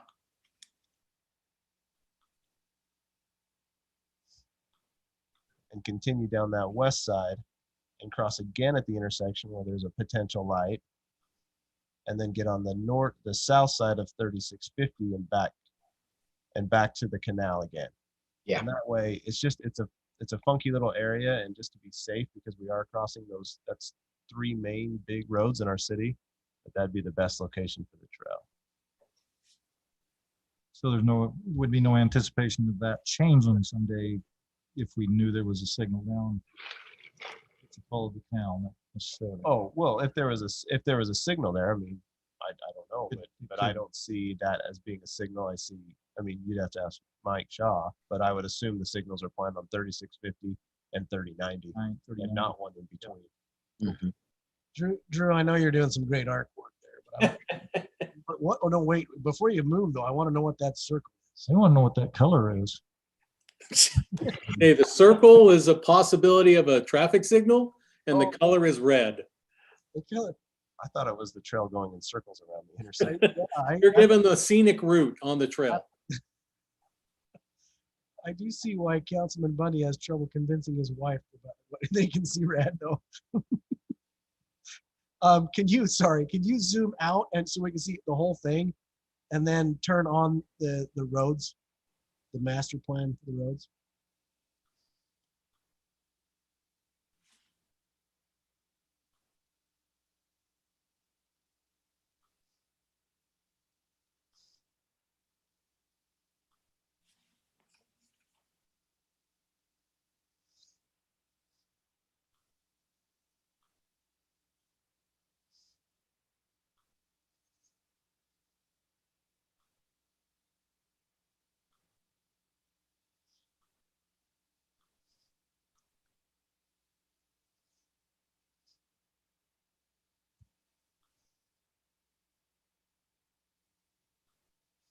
Can you see that color okay? I know it kind of blends on with all the other colors, but that would be. Interestingly, it looks better on some screens here than others, but yeah, you can see it.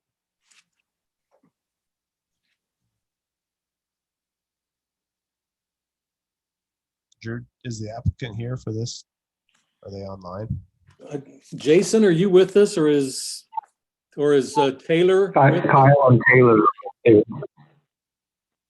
and Taylor are both present. Okay. I think I'd ask, is this seem like it's feasible with the property there?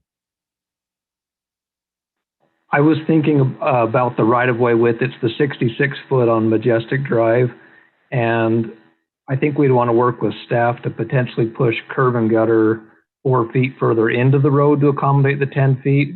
I think there is 2 feet behind sidewalk that could be utilized as well in the standard cross section.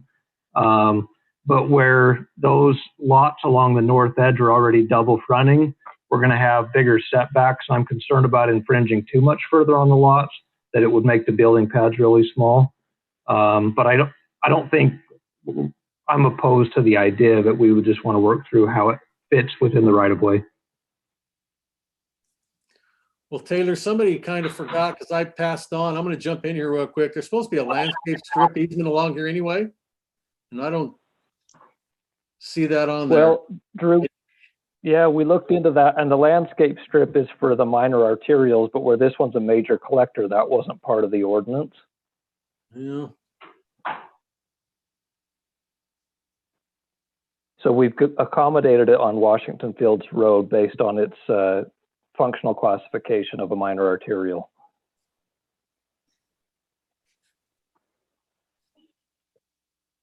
Well, I'm not a fan of block walls right at the edge of sidewalks.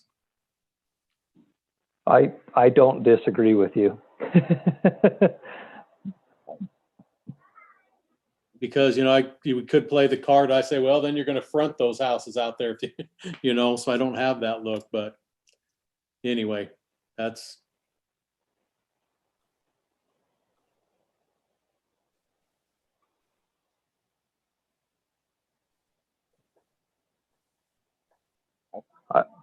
Yeah, I mean, Kyle can weigh in if he wants, but I think at least in concept, we're not opposed to the idea of trying to accommodate the trail on the south side there.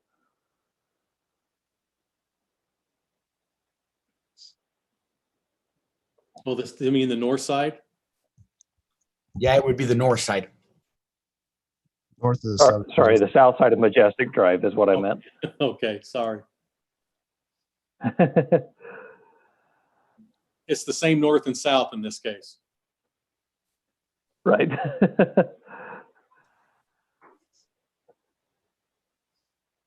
See, and I'd feel much better if there was a 10-foot sidewalk there than your block wall. Sure.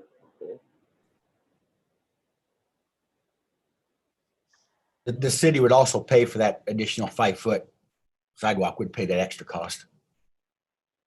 Okay, Barry, thanks for mentioning that.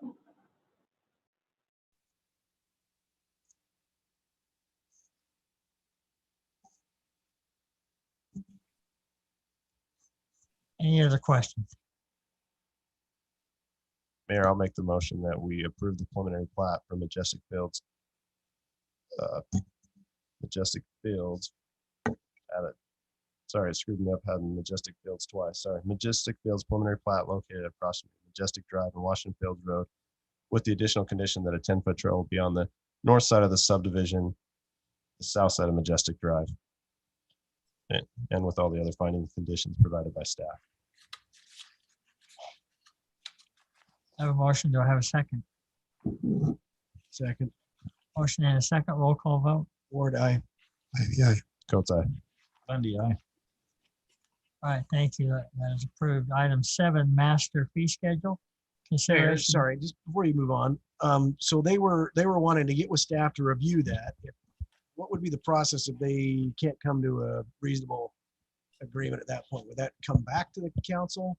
That would have to, because it's a condition. Yeah, because you put it in. But I think staff can figure it out. I do too. I'm There's just room to work curious how there. that would. Yeah, okay, thank you. Sorry. No worries. Item 7, master fee schedule. Consideration to approve a resolution amending the master fee schedule to reflect changes for the police department for commercial vehicle escort and the pass-through for the wastewater treatment impact from the city of St. George. Ms. Foley. Good evening, everyone.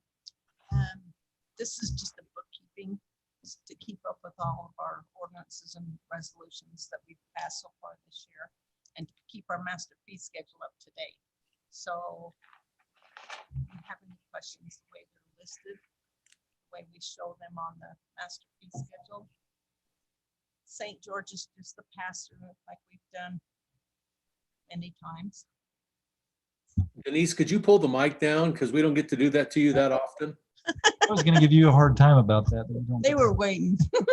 Thank you. You're very welcome. So this is just housekeeping, and we're just trying to keep up on them. So the St. George wastewater thing is an annual, we have to do that annually. Is that what Is it annually? This is their impact fee. So I don't think it's an annual one. is it because it's a change on their end? Yes. Oh, I see. Yeah, so just like we do impact fees about every 5 years, they'll adjust their fees accordingly for the improvements they have to do. And these are all based on the treatment end of the wastewater.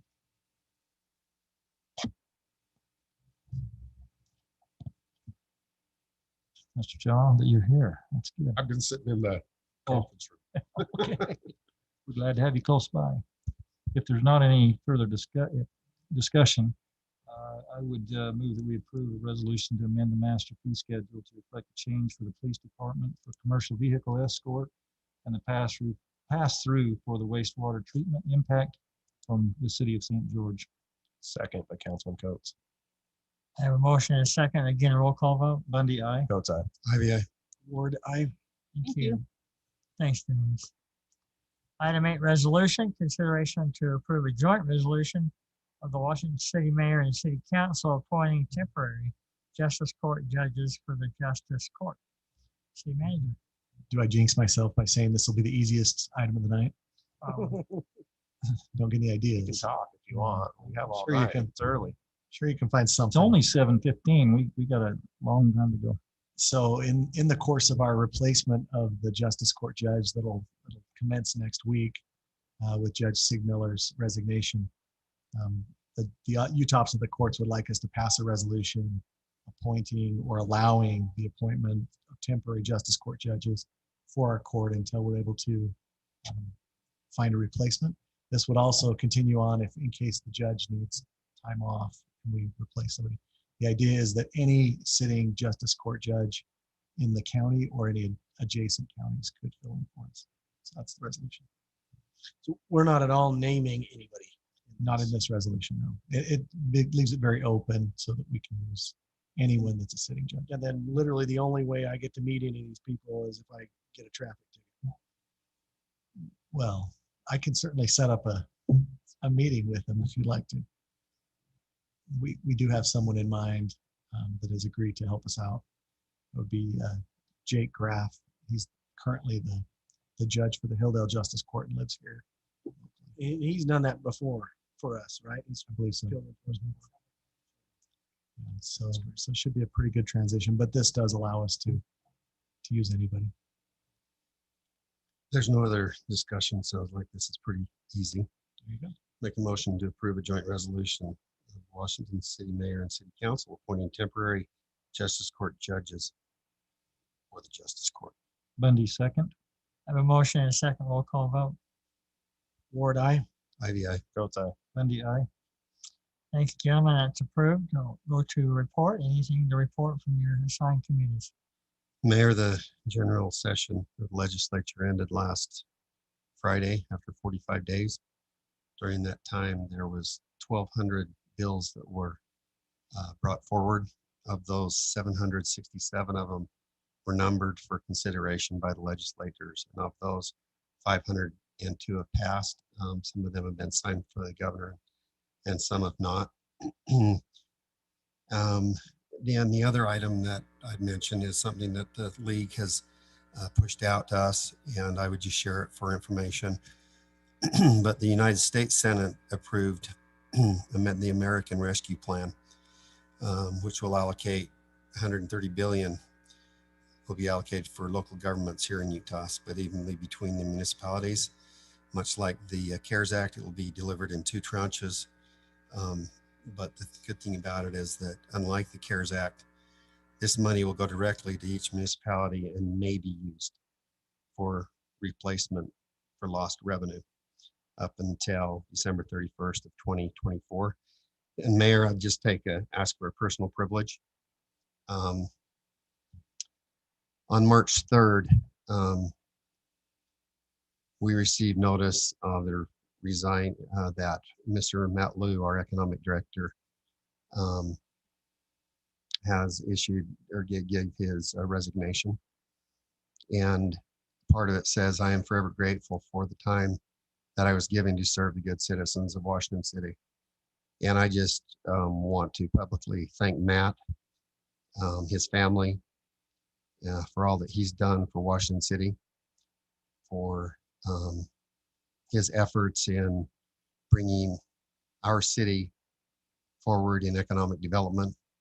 And a testament to that is the many projects that he has fostered and brought forward, some of which the mega site near the airport, the new hospital that will come to Washington, and 6 Highline auto dealerships.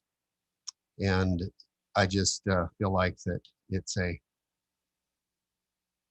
I won't use sad, because our loss will be somebody else's gain, but I would ask anyone that appreciates Matt for what he's done, that they would reach out and share with him their thankfulness, and that he was able to serve our city as he did. Anyway, I appreciate you, Matt, and everything that you did for our city, and we wish you the very, very, very best in your future. Thank you very much.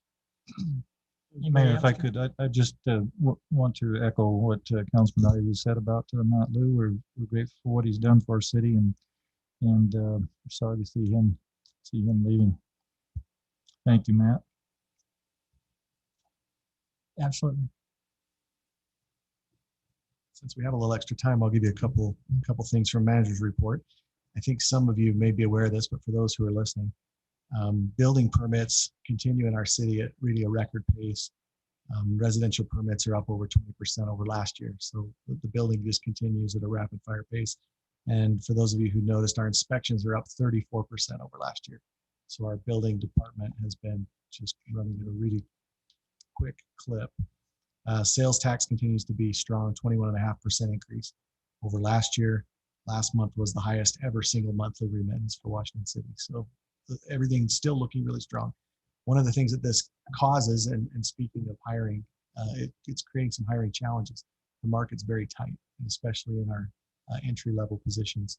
We're seeing some real challenges in all departments filling those positions. So if you know of people, if people are interested in a career with Washington City, tell them to watch our positions. We have quite a few available all the time.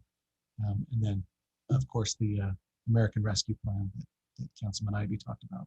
I think you mentioned it, but we have a spending deadline of that at the end of the year 2024. So we'll be looking at that when it comes available.